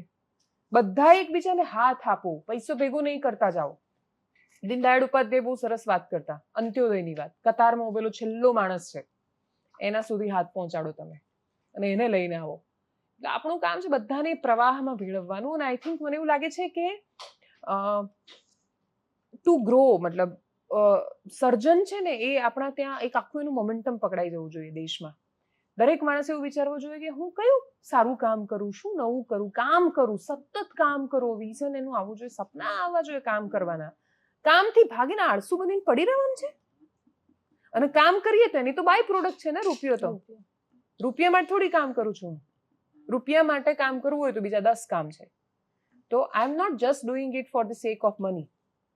પણ હું કામ કરી રહી છું તો એનું બાય પ્રોડક્ટ છે આ રૂપિયો. અને મારે આળસુ નથી બનવાનું, મારે મરી નથી જવાનું. અને મેં કહ્યું એમ કે મેં તો પાપા પગલી માંડી છે. હું I don't see as a peak of my career. આ મારા કરિયરનું પીક થોડું છે. એ આવું થોડું હશે. અને હશે ત્યારે ખબર થોડી હશે કે આ પીક છે. અને આ પીક માટે કે આના માટે કે આના માટે એના માટે થોડા કામ કરી રહ્યા છીએ. આપણે તો બસ કામ કરી રહ્યા છીએ. થશે, થતું જશે. તો બધા જ લોકો બહુ જ કામ કરો, બહુ જ મહેનત કરો, તમે મહેનત કરો. અને મેં એકદમ પહેલા કહ્યું ને કે મનુષ્ય યત્ન ને ઈશ્વર કૃપા. તમારો ભાવ ચોખ્ખો હોય ને ઉદ્દેશ્યો સરસ હોય તો બધું અલાઈન થઈ જાય છે અને બહુ સરસ થતું હોય છે. ટ્રોલ વાળી વાત, હા, એ અમે વાત કરતા હતા કે બહુ બધા લોકો આમ અચાનકથી આમ ગ્રુપ ને ગ્રુપ આવી જાય બધા જ અને આમ એક સાથે, હા, આમ ખબર પણ પડે. આપણે તો અહીંયા છીએ એટલે આપણને દેખાય, પણ સામાન્ય માણસને ના ખબર પડે કે એક સાથે એક લાઈનમાં બધા સેમ રીલ બનાવે, બધા જ એમ કહે કે દેવાંશીબેન આમ કરે છે, બધા જ લખે કે જમાવટ હવે પહેલાની જેમ અવાજ નથી ઉઠાવતું. એ ઇફેક્ટ કરે વધારે? ના, મને આમ બહુ ખાસ એટલી બધી અસર થતી નથી. હા, મારી ભૂલ હોય, મને એવું લાગે કે હા ઠીક છે, આનો પક્ષ આ રીતે મુકાવવો જોઈતો હતો તો બરાબર છે. બે દ્રષ્ટિકોણ છે જોવાના, એક વ્યક્તિ તરીકે, એક પત્રકાર તરીકે. હાઈએસ્ટ મને એવું લાગે છે કે તું આઈ થિંક પેલું રાહુલ ગાંધી વાળું મેં કહ્યું કે આવું નહોતું બોલવું જોઈતું. હા, એટલે હમણાં એમાં કશું થયું આ તે ને એને સિવાય ઇવન આ હાઈએસ્ટ બધું પેલું જાતિ વાળું બહુ ચાલે છે હમણાંથી. તો yes, they are just few people. બધાના નામ ખબર છે, મને બધાને ઓળખું છું અને ઓલમોસ્ટ બધાને બ્લોક મારી દીધા છે હવે. એટલે જો અસર ના થતી હોત તો બ્લોક ના મારતી. આઈ એમ સો હેપી ઇન રિલેવડ. આમાં કેવું, પહેલા એટલે રાખ્યા હતા કે હું ક્યાંક ભૂલ કરતી હોઈશ સતત તો કોઈ નેગેટિવ બોલવા વાળું હોય જ નહીં, તો તમને કેવી રીતે ખબર પડે? પછી ખબર પડી કે આ તો ગમે તેમાં નેગેટિવ બોલે છે કોઈ કારણ વગર. મેં હમણાં, અને આવા બંને બાજુ છે, ટ્વિટર પર બીજા છે, ઇન્સ્ટાગ્રામ પર બીજા છે, ફેસબુક પર બીજા છે. ત્રણે વેરાયટી છે, ફિક્સ છે. એના જ છે. ના ના ના ના ના ના, એવું નહીં. 3 અલગ વિચારધારા વાળા છે. 3 અલગ અલગ વિચારધારા વાળા. તમને ખબર સૌથી ઇન્ટરેસ્ટિંગ શું થાય કે એક અમુક માણસ એવું સમજતા હોય કે આ માણસના તરફી આ બહુ બોલે છે. એ માણસ સ્વયં કાં તો મને ટ્વિટર પર ટ્રોલ કરી નાખે કે કાં તો કંઈક લખી દે. એમ લાઈક કે હવે તો આ લોકો સમજે કે આ મને ખુલ્લે આમ આવું લખે છે. એટલે બાકી બધા ઠીક છે. અમુક પત્રકારો છે કે જે એવું લખે છે. અને પહેલા મને એનાથી ફરક પડતો હતો. પછી મને ખબર પડી કે એ એવું એટલે કરે છે કેમ કે એમને નથી એકચ્યુઅલી કોઈ ઓળખતું. એમને ઉપરના માણસો ઓળખે છે બધા, પણ નીચે પેલું ના હોય, પેલું આમ ગામમાં કોઈ કાકોય ના પૂછતું હોય તો પછી એટલે જેને ખરેખર કોઈ ના. અને બાકી બધાએ, એક ભાઈએ એક રીલ બનાવી તો એમાં મારું નામ બામ લખ્યું, સરસ જોવાઈ. તો પછી એને તો ખબર પડી કે આ તો મજા આવે, આમાં તો મત ચાકી ગયા. એટલે ચાલુ કર્યું એમણે આવું. ટ્વિટર પર હાઈએસ્ટ આ પ્રકારનું પીક લેવલનું થયું લોકલ બોડી ઇલેક્શન વખતે. સો કોલ્ડ બીજેપી સમર્થકો, એમ હું એમને સો કોલ્ડ એટલે કહું છું કેમ કે એ હાઈએસ્ટ નુકસાન કોઈનું કરતા હોય તો બીજેપીનું કરે છે. કેમ કે એમની વાતો જે છે એક ગ્રુપમાં ફર્યા કરે ને એક ગ્રુપ એને આમ વાહ હા હા. એટલે આપણે ત્યાં છે ને અહોરૂપમ અહોધ્વનિ એવું એક સરસ સંસ્કૃત સુભાષિત છે. એટલે એનો આખો મતલબ એવો થાય છે કે ઊંટની જાનમાં ગધેડો ગાય અને પછી ઊંટ ગધેડાને એવું કે આહા તારો શું અવાજ છે, એટલે ગધેડો એને કે આહા શું રૂપ છે તારું એમ. એટલે એની એક કહેવત છે અહોરૂપમ અહોધ્વનિ. તો એ ભારતીય જનતા પાર્ટીના કથિત સમર્થકોનું એવું ગ્રુપ છે કે જેમાં અહોરૂપમ અહોધ્વનિ ચાલ્યા કરે કે એ 100, 200, 500 કે 1000 માણસો હશે મેક્સિમમ. એકબીજાના બધું પોસ્ટો શેર કર્યા કરે. ના, એ લોકોનો ટોપિક શું? તો એ લોકોનો ટોપિક ગુજરાતી પત્રકારોમાં હું એમની ફેવરિટ છું. And I am so proud to be their favourite. કે ગુજરાતમાં એટલીસ્ટ કોઈ પત્રકાર તો છે કે જેને સત્તા ટ્રોલ કરે, સત્તાના સમર્થકો ટ્રોલ કરે. કેટલી સરસ વાત છે એ તો. એટલે વિપક્ષ બી ટ્રોલ કરે. હા, વિપક્ષ આવું છું એના પર. હું અત્યારે ટ્વિટર ચાલે છે, હમણાં ઇન્સ્ટાગ્રામ આવે છે, ઇન્સ્ટા પછી ફેસબુક પર આવે છે. તો બધું અલગ અલગ છે 3 જગ્યાએ. તો એમણે સરસ શરૂ કર્યું માસી કહેવાનું. એમ આ માસીને આવું છે. તો મને તો આમાં એમને એવું કેમ લાગે છે કે મારું અપમાન કરી રહ્યા? મારે 2 સરસ ભાણી છે. એ મારી બે ભાણી મને માસી કે મને બહુ મજા આવે છે, તો હું તમને એવું માની લઈશ કે તમે બાળક બુદ્ધિ છો, તમને મારા માસી દેખાય છે, માથી સવાઈ હું તમને દેખાવ તો એમાં શું વાંધો? એમને એવું લાગે છે કે સ્ત્રીને અમુક ઉંમરવાળી બોલાવો ને તો એમાં તેમને ખરાબ ખોટું. લાગતું હશે. મને નથી લાગતું. કોલ મી આંટી, કોલ મી દાદી, call me vote ever you want. હું એને રિસ્પેક્ટફુલી જોઈશ. તો તમે મને સન્માન આપી રહ્યા છો. સો થેન્ક યુ સો પદ્મશ્રીની પાછળ પડેલા પત્રકાર સો કોલ્ડ, એમને એવું લાગે છે આવું કરવાથી એમને પદ્મશ્રી મળે. કાકા ના મળે, આમ ના કરાય. એટલે હવે તો સરકાર નથી આપતી, હવે એ રીતે નથી. સરકાર સરકાર બહુ જ સરસ જા- પદ્મશ્રી આપે છે જાતે દૂર રહે છે આવા લોકો સરકાર. અને એ નુકસાન જ કરે છે ને સરકારનું. આમાં એમનું કઈ રીતે સારું થયું? કઈ રીતે આમાંથી હા એટલે ઠીક છે, પેલા માણસો જો કદાચ ડિપ્રેસ થઈને દૂર થઈ જતા હોય તો વિષય અલગ છે. બાકી આ જે સો કોલ્ડ બનેલી ઇકોસિસ્ટમ છે સરકારનો કોઈ ફાયદો નથી કરતી. એમાંથી એક બે લોકો એવા છે કે જે મને છે ને આમ બહુ ફોન મેસેજ કરતા હતા. હવે મારામાં છે ને 1000 ઉપર મેસેજ અનરીડ છે, એટલે આઈ am so good in communication, પણ I can't talk with everybody. હું બધા સાથે વાતો કરું તો કામ ક્યારે કરું?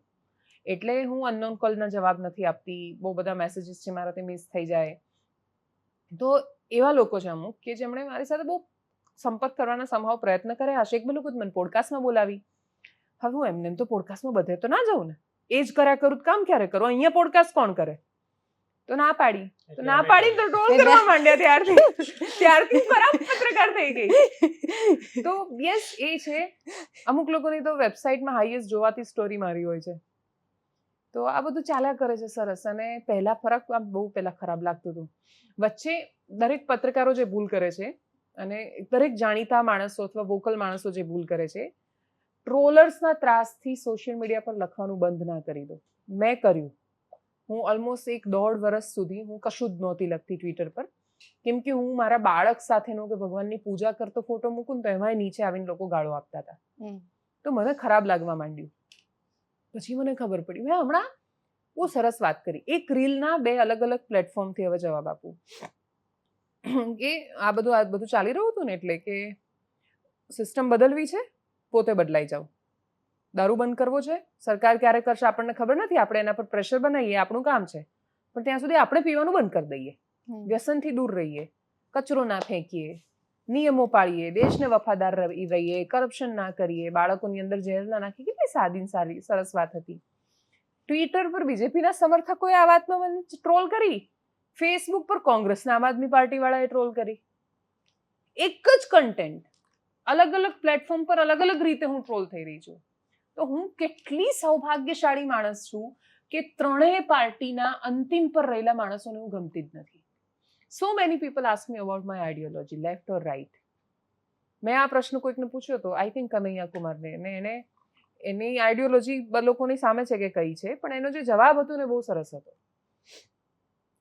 બહુ જ બધા લોકોને બીજેપીના વિધિન બીજેપી બહુ જ બધા લોકો એવા છે કે જેમને નરેન્દ્ર મોદી છે એ લેફ્ટ ઇન્ક્લાઇન્ડ દેખાય છે હવે, કેમ કે એ સામાજિક ન્યાયની વાત કરે છે. તો એક સાહેબ બદલાઈ ગયા, સાહેબ તો આવા કરે છે ને હવે વોટ બેંક માટે આવું કરતા થઈ ગયા છે વગેરે વગેરે. તમે એટલા જમણે રહીને એમને જોઈ રહ્યા છો કે એ સેન્ટર ટુ રાઈટ છે એ તમને નથી સહન થતું, અથવા એ સેન્ટરમાં એ દેશના પ્રાઇમ મિનિસ્ટર છે, એ નથી તમારા એક. અને બીજું એક બહુ નાનો હિસ્સો છે એવો કે જે કટ્ટરવાદમાં કે ઝેરમાં માને છે. બાકીનો તો દેશ છે ને, મોટા ભાગનો મહદઅંશે દેશ છે ને હવે આ વિચારે છે ગ્રો, કેવી રીતે આપણા દેશમાં એલન મસ્ક પેદા થાય, કેવી રીતે આપણે ત્યાં જે અમેરિકાના નવરત્નો છે એ પ્રકારની કંપનીઝ બને, કેવી રીતે આપણે ગૂગલ બનાવીએ, કેવી રીતે આપણે મેટા કરીએ, કેવી રીતે એઆઈમાં કરીએ, ચિપ્સમાં કરીએ, સેમિકન્ડક્ટરમાં કરીએ.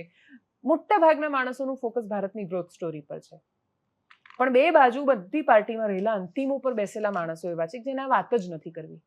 એને એ સેમ આ બાજુ, અરે યાર અમુક છે બધા, એ તો કદાચ કોંગ્રેસી પણ નથી, એવું બી નથી, કોંગ્રેસવાળા નથી એ લોકો. કોંગ્રેસ છે ને હજી બી બહુ ડાહી પાર્ટી, એમાં સહનશીલતા સૌથી વધારે હજી સુધી. અમુક છે અપવાદો એમાં, પણ સૌથી ઓછા અપવાદો તમને ત્યાં જોવા મળશે કે એમાં એવું કે નામાં તો કે હા વાંધો નહીં, એમણે ખાસી સત્તા ભોગવીને અને વિપક્ષમાં પણ રહ્યા, તો એમને ખબર છે. એટલે they are much more tolerant બાકી બધા લોકો કરતા. એના નેતાઓ તમે જુઓ, કોંગ્રેસમાં એક નેતા આમ વાત કરે ને એક નેતા આમ કરતા હોય. They have freedom. એ બહુ સારી વસ્તુ છે કે એમાં ડેમોક્રેસી છે. એટલે એક્સ્ટ્રીમ જાતિવાદી માણસોને હું જાતિવાદી લાગુ છું. હું જાતિવાદી નથી, તમે ચશ્મા જ ઉતારવા તૈયાર નથી. તમે છોકરાઓની કાસ્ટ પૂછો, એસ્પિરન્ટ છે યાર એ ત્યાં બેસવાના થોડા કઈ કાસ્ટ લઈને બેસવાના છે. એસ્પિરન્ટ્સને જોવાય ચશ્મા. પાયલ 1 વર્ષથી આપણે ત્યાં, મને પાયલની કાસ્ટ જ નહોતી ખબર છેક સુધી. ઓફિસમાં કામ કરતા 1.5 વર્ષ સુધી મને ઓલમોસ્ટ લોકોની કાસ્ટ નહોતી ખબર. કાસ્ટની ક્યાં જરૂર પડે તમારે કામ કરવામાં? કાસ્ટ જોઈને તમે નોકરી આપશો, સરનેમ જોઈને નોકરી આપશો? તો યસ, ધેર આર પીપલ કે એવું કરે છે, બધા આવું નથી કરતા. અને ફોર્ચ્યુનેટ વાત હવે એ છે કે સોશિયલ મીડિયા બધાની પાસે, બનાવી દો જાતે ચેનલ, કરી દો કામ શરૂ, બોલો. તો એ લોકો ટ્રોલર્સ છે, એમને ટ્રોલ કરવાની મજા આવે છે એટલે ટ્રોલ કરે છે. અને બાકી યસ, આઈ એન્જોય ટ્રોલિંગ નાઉ. અને બાકી નથી એન્જોય કરતી તો ઇગ્નોર કરી દઉં છું. બ્લોક કરવાનું શરૂ કર્યું છે સારામાં સારું. એક ભાઈ છે, એમનું કેવી દુરાગ્રહ એમનો, વિષયની વાત કરવાની ને એટલે શું કે અમદાવાદમાં ઉદાહરણ તરીકે એક કર્મચારી છે, એણે એનું કામ સરખું ના કર્યું, નરેન્દ્ર મોદી સુધી એનો હપ્તો પહોંચે છે એટલે એ કામ નથી કરતો એવું બોલું. અને નથી બોલવું મારે, હું નથી માનતી એવું. એટલે તો પછી તો કે હવે પછી એ વિષય પર એટલે આપણે એમની સાથે વાત ના કરી હોય, એમના ફોન ના ઉપાડ્યા હોય, એમના ફોન ઉપાડતા હોય ત્યાં સુધી તમે સોના જેવા પત્રકાર. ફોન ના ઉપાડ્યા એટલે આ જમાવટ પતાવટ, જમાવટ નપાવટ, જમાવટ ધેટ કેટલા બધા નામ પાડ્યા. હા, જમાવટ કાયમ છે. અને અલગ અલગ પ્રકારના ઓપિનિયન. છેલ્લે તો મને એવું લાગે છે અંતે સત્ય સામે આવી જતું હોય છે. એટલે આજે બહુ આ લોંગ જર્ની છે. 4 વર્ષમાં તમે કેવી રીતે જજ કરશો જમાવટને? 40મા વર્ષે બેસીને જ્યારે આપણે આ વાત કરતા હોઈશું ને સંકેત, ત્યારે તું કહેતો હોઈશ કે તારી વાતો, માન્યતાઓ અને શ્રદ્ધા અને કામ પ્રત્યેની નિષ્ઠા એણે જમાવટને નુકસાન નથી કર્યું. 2025ની ધનતેરસ મારા પર એક એડવર્ટાઇઝરનો કોલ આવે છે કે સંકેતભાઈ એડવર્ટાઇઝ બંધ કરી દો હમણાં જ. કંઈ થયું કે ના અમારે હવે કેમ્પેન પોઝ રાખવું છે. એટલે મેં કહ્યું ઠીક છે. એટલે મેં વિચાર્યું કે હા હશે એવું કંઈ. 5મી મિનિટે બીજા એડવર્ટાઇઝરનો કોલ, સંકેતભાઈ બંધ કર્યું એડવર્ટાઇઝ હમણાં. અને પછી બેક ટુ બેક બધાના ફોન, બધી જાહેરાતો બંધ ને બધું. એટલે પછી મને લાગ્યું કે ફિક્સ છે, આવું તો હોય ને એક સાથે બધા ફોન કરે છે. આ ક્યાંકથી કશુંક થયું છે, ક્યાંકથી કોઈકે સરી કરી, મતલબ કોઈકે બંધ કરાવી છે એડવર્ટાઇઝ, ના કોઈ કારણ છે આપણી પાસે, કંઈ જ નહીં. તો એ ટાઈમે મને ખબર બહુ ખરાબ મનોસ્થિતિ હતી મારી અને તારી બંનેની. પણ તારા મગજમાં શું ચાલતું હતું એ વખતે? તે મને જોઈ હતી એટલે તું એ વખતે તું મને જોઈ રહ્યો હતો મારા મનોભાવને. જ્યારે પહેલી વાર આવ્યો, બીજી વાર આવ્યો, એક વસ્તુ જેમાં હું સુધાર લાવવાનો પ્રયત્ન કરું છું એ પણ બહુ ના લાવવો જોઈએ. મને એવું લાગે છે કે મારું રો રૂપ છે ને એ જ બહુ સારું છે. ને એ છે કે હું ઘટનામાં રિએક્ટ કરી દઉં તરત. મને એવું નથી લાગતું કે એમાં બહુ ડિટેલમાં જવું જોઈએ. પણ હા, હું એ ઘટનાક્રમ, થોડા સમય માટે મને મનમાં એવું આમ પેલું ના કહેવાય, થોડી એવી વૃત્તિ આવે કે યાર આ માણસોએ આવું કરી દીધું, આની આમ ઝેર વૃત્તિ આવે તમારા મનમાં હતી. પછી મેં છે ને શાંતિથી વિચાર્યું કે આ બધું કેમ થયું વગેરે, કોણે કર્યું, શું, એ બધામાં બહુ નથી જતી. પણ મારું સૌથી સારું વર્ઝન મારા સૌથી ખરાબ સમયમાંથી આવ્યું છે. એટલે દિનકરની કવિતા છે કે જો લાક્ષા ગૃહ મેં જલતે હૈ વહી સુરમાં નિકલતે હૈ. એટલે તમે કઠોરમાં કઠોર સમયમાંથી પસાર થાવ ને ત્યારે જ તમે બહુ સારા વર્ઝન સાથે બહાર આવો. ઘટનાઓ દરેક માણસ સાથે સરખા પ્રકારની થાય, બધાની સાથે કોઈ ને કોઈ રીતે ખરાબ ઘટનાઓ જીવનમાં ઘટે જ છે. ફરક એટલો હોય છે કે તમે એના પર રિએક્ટ શું કર્યું. એ ઘટના જ્યારે થઈ ત્યારે તમે એના પર શું પ્રતિક્રિયા આપી. તમે એવું માની લીધું કે ઓકે એવરીથિંગ ઇઝ ફિનિશ ને બધું જ ખતમ થઈ ગયું, ના થઈ ગયું વગેરે વગેરે. અથવા તમને એવું લાગ્યું, તમે એમાંથી તમારી ભૂલો શોધીને રસ્તો કાઢ્યો. હા, તમારી આર્થિક વ્યવસ્થા તૂટી જાય કોઈ પણ ચેનલ માટે એટલે it's very difficult time for. એવું ને આમ ઇમોશનલી વાત કરીએ તો દિવાળીનો આગલો દિવસ જ્યારે લોકો પાસે પૈસા હોય, અમને ખબર છે કે કશું જ નહોતું અચાનક. હા, અને એના પછીના મહિનાની સેલેરી બી કદાચ એકાઉન્ટમાં નથી. અમને ખ્યાલ ન હોય કે સેલેરી આવશે કે 7 તારીખે અમને ખબર કે કઈ જ નથી. તું બોલતા હું છે ને હું સંકેતને જોઉં ને આવું તો મને બહુ ખરાબ લાગે. આઈ ફીલ વેરી બેડ કે હું મારી જીદના કારણે ઘણી બધી વાર એને આ સ્થિતિમાં લાવીને મૂકી દઉં. કે એ વખતે બહુ ક્લુલેસ થઈ જાય, કેમ કે બહુ સ્વાભાવિક છે ને કે અમે એવું કહી દીધું કે સેલરી કરે છે, આ કરે છે, તે કરે છે, પણ એ કરતી વખતે એની પાસે જ્યારે પૈસા ના હોય ત્યારે શું કરે. અને મારી તો બહુ ખરાબ સ્થિતિ રહી છે આ સમય દરમિયાન. તમે ખરાબ સ્થિતિમાં આવો ને ત્યારે તમને તમારો દોસ્ત દુશ્મન આ તે બધું ખબર પડી જાય. અને જેવી થોડી સ્થિતિ બદલાઈ ને તો ખૂબ અંગત માણસોને મેં અચાનક બહુ બદલાઈ જતા જોયા, એમના મારા માટેના અભિપ્રાયો બદલાઈ જતા જોયા, બધું અચાનક જ બદલાઈ ગયું લાઈફમાં. તો આપણે અહીંયા છીએ અને હું બહુ નિરાશ નથી અત્યારે, અને મને એવું લાગે છે કે માણસો હોય છે, મદદ કરે છે, બધું થઈ જતું હોય છે. તો બહુ જ બધા અનામી માણસોએ મને બહુ મદદ કરી અને બહુ જ નિસ્વાર્થ ભાવે મદદ કરી. જેમણે મદદ કરી એમનો કોઈ સ્વાર્થ ક્યારેય રહ્યો જ નથી. એમણે ક્યારેય મને કશું કહ્યું જ નથી, તું આ ચલાવ, કે આ કર, કે આ કર, જીવનમાં ક્યારેય નહીં. અને ક્યારેય એમણે મને એવું અહેસાસ નથી થવા દીધો કે એ મદદ કરી રહ્યા છે મારી. અને બહુ સરળતાથી કશું આપી શકે એવા માણસોએ જોયા છે મેં, બહુ મોટા માણસો ને તોય બહુ જ સારા માણસો, કોઈ સ્વાર્થ વગરના. તો યસ, એ બધા લોકોના કારણે ટકી ગઈ. ભૂલો હતી એ સુધારી અને કદાચ હોપફુલી હવે ધીરે ધીરે સારું એ થઈ જશે બધું. પણ એ સમય દરમિયાન મારા માટે ટ્રોમા જેવું કે આઘાતજનક કે બધું એ રહ્યું કે મેં માણસોને બહુ અચાનક જ બહુ વિચિત્ર રીતે બદલાઈ જતા જોયા. કોઈ એક ઘટના આટલી મોટી અસર કરી દે, કેમ કે મારા માટે તો મેં કહું ને એમ કે મારા માટે તો ખાલી એક ઘટના હતી કે જેમાં હા ઠીક છે, આજે ખરાબ સમય છે, મહેનત કરતા રહીશું તો કાલે થઈ જશે. અને આઈ થિંક જમાવટ ઇઝ ધ ઓનલી ચેનલ કે જે શરૂ કર્યું ત્યારે વધારે એમ્પ્લોઈઝની સાથે ચાલતું હતું. અત્યારે વી આર 9 પીપલ. અને તો પણ એટલા ભરોસા અને દ્રઢતા સાથે હું તોય કહી રહી છું એમ કે યસ, મતલબ આપણે બેસ્ટ હોઈશું ને બેસ્ટ કરીશું. મને એમાં કોઈ શંકાનું સ્થાન નથી દેખાતું. બહુ ભરોસો દેખાય છે, અને ભરોસો એટલે દેખાય છે માણસોને બદલાતા જોયા, સ્થિતિઓ બદલાતા જોઈ, પૈસા છે, પૈસા નથી. ચેનલને 3 વર્ષ થઈ ગયા હોય, કઈ ચેનલ એવી લાચાર સ્થિતિમાં હોય કે અચાનક બધું. પણ તમને છે ને એ બંધ થતી એડવર્ટાઇઝમેન્ટ ને 1 મહિનાની સેલરી બધા ઇશ્યુ નથી હોતા. એ આંચકો, એ ઝટકો, બધું જ સરસ ચાલતું હોય, તમારા પ્લાનિંગ્સ હોય, તમારી આખી બધી વ્યવસ્થા હોય ને બધું જ તૂટી જાય, અચાનક કોલાપ્સ થઈ જાય. અને ત્યારે તમે ના તૂટો રે તો તમે જીતી જાઓ. તો આઈ થિંક આપણે બહાર પાર પડી ગયા એને, અને હવે કશું બી આવશે ને પાર પડી જઈશું, કેમ કે આપણને પાર પડતા આવડી ગયું. અને એ કેવી રીતે પાર પડાય છે તો કે ઢીલું છોડી દેવાથી. છોડી દો, સમયને સમય આપો. સમયની પાસે બધા જ જવાબો છે, આપી જ દે છે જવાબ, બધું કરી જ દે છે.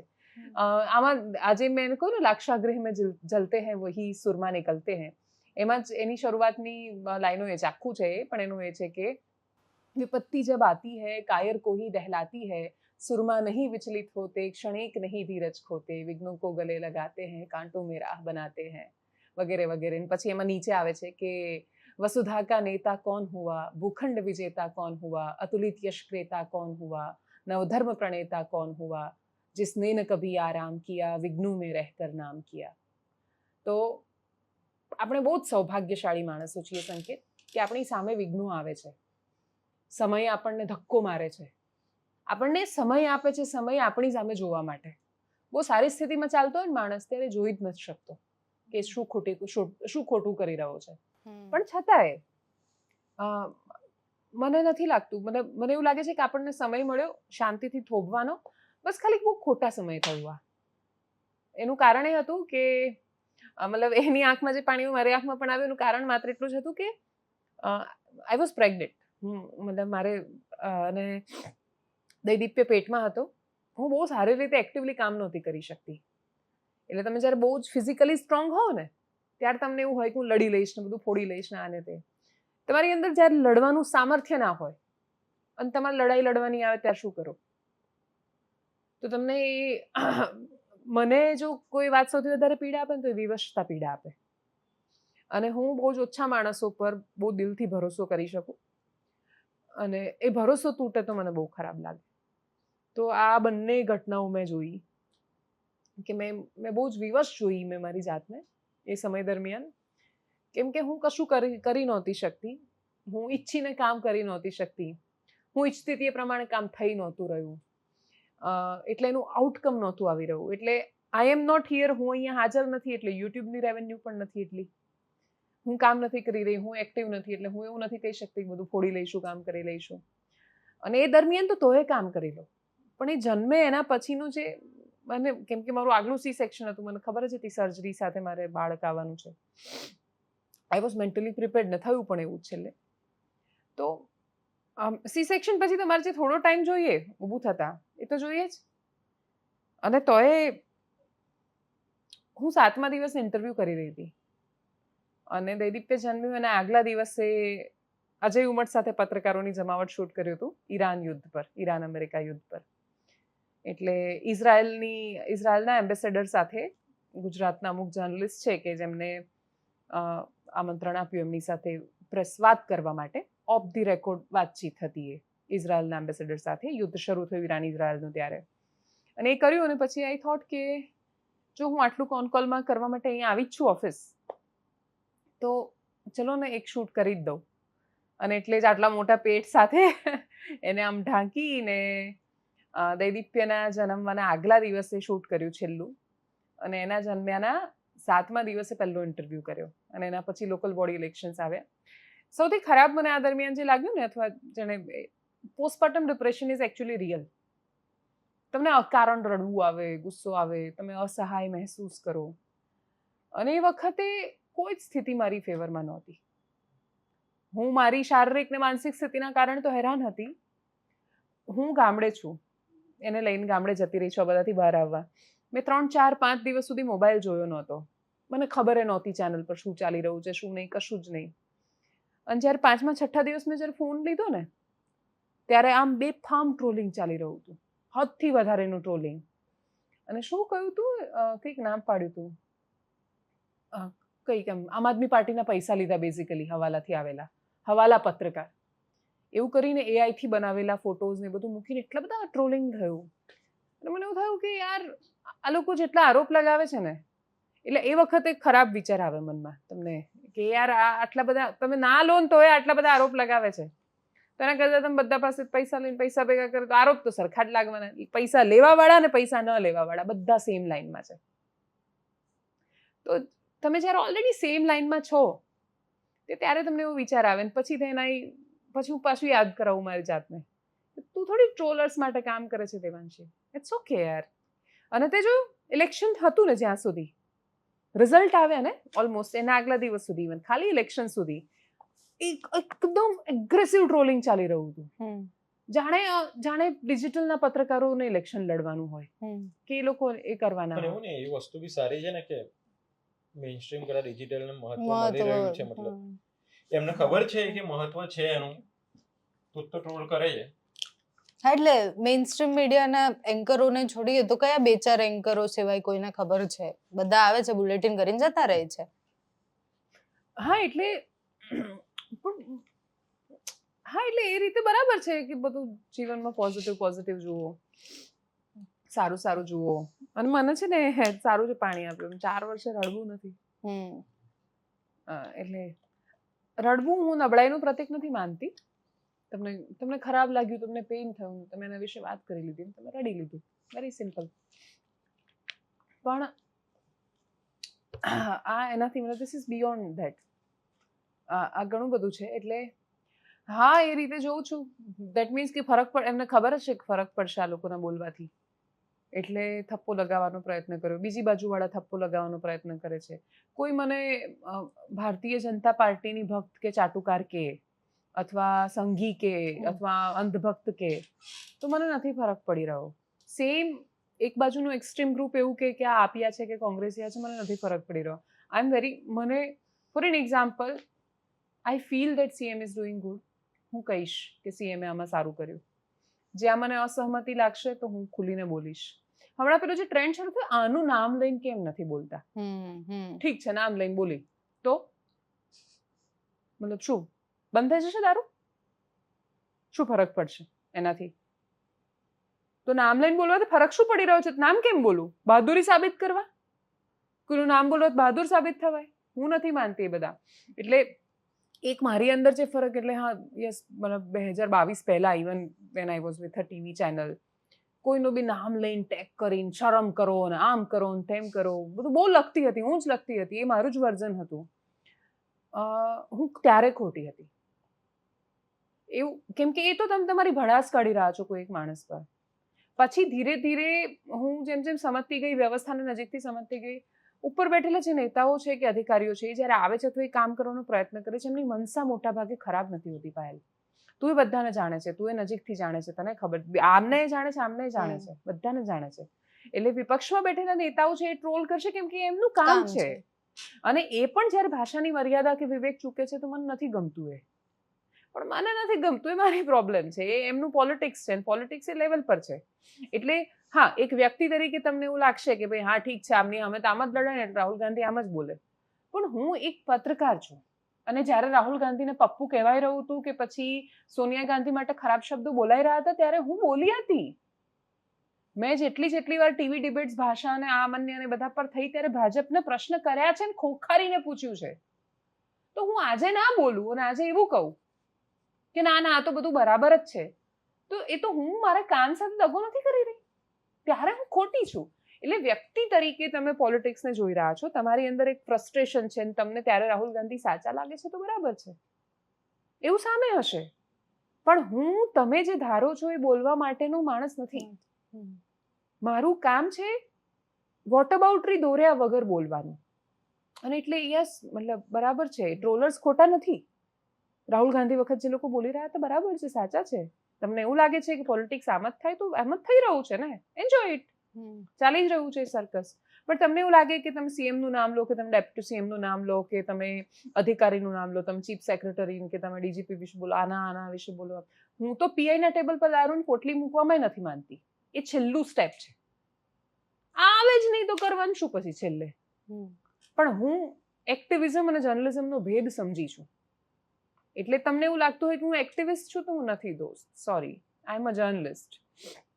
એટલે એવું બનશે કે તમારી માન્યતાઓને હું પણ જમાવટ ખાલી આટલું જ થોડું છે મેઇન, કે તમને નથી ગમતું એનાલિસિસ તો ના જુઓ, બીજું કંઈક જુઓ. જમાવટ બધું પીરસવાનો પ્રયત્ન કરે છે તમને. અમે દરેક વખતે કે આવી ભાષણબાજી નથી કરતા અને આવું જ્ઞાને નથી પેલતી હું દરેક વખતે. તો yes, we are beyond so many things. અને અમે એટલે જ અમારો એવો પ્રયત્ન છે કે તમે આર્થિક રીતે સક્ષમ છો તો અમને એડ આપો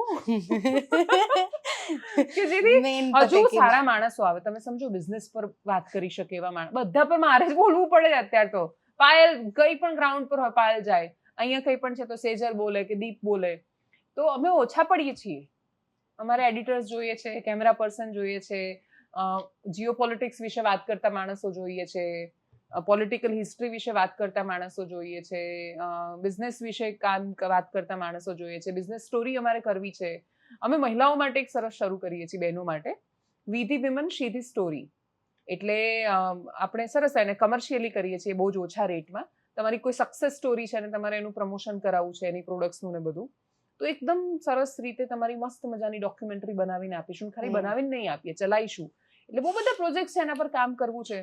તો છે એડવર્ટાઇઝમેન્ટની જરૂર તો એડ આપો, અને એડ આપશો તો આમાં કેવું, નહીં આપો તો તમારે આનું આજ સાંભળવું પડશે કેમ કે મને આ જ આવડે છે. એડ આપો અને બીજી કોઈ રીતે જોડાવ, એટલીસ્ટ જોયા કરો, આખા લાંબા લાંબા વિડીયો જો, થોડા વધારે પૈસા આવે એ બધું કરો. અમેરિકન ડોલર ઇન્ડિયામાં આવે, યુટ્યુબ પૈસા આપે, ડોલરમાં રૂપિયા આવે, એટલે ડોલરમાં આવે, એટલે બરાબર છે. એટલે બધું સારું છે ઇન શોર્ટ. એમ તમે જોયા કરો તો બધું સારું છે. જો બહુ બધી રીતે યુ કેન કોન્ટ્રીબ્યુટ. અને તમને એવું લાગે છે કે આ બેન જ, એટલે મારું મોઢું જોઈને એવું કંઈક ભાઈ એવું લખ્યું હતું ઇન્સ્ટાગ્રામ પર, કમેન્ટ કરીને એવું લખ્યું મારે તને નથી જોવી.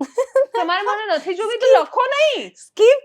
હા, નહીં તો ભલે ના જો, કોમેન્ટ કરીને ના જો. ના ના, એમને નથી જોવું એમ કરીને સ્કીપ કરો. એમને એમણે એવું લખ્યું કે મારે આને નથી જોવું, તો ના જોવી હોય ને તો લખવાનું નહીં તો હું જ આવીશ ફરીથી. અલ્ગોરિધમ છે, એટલે અલ્ગોરિધમને સમજો.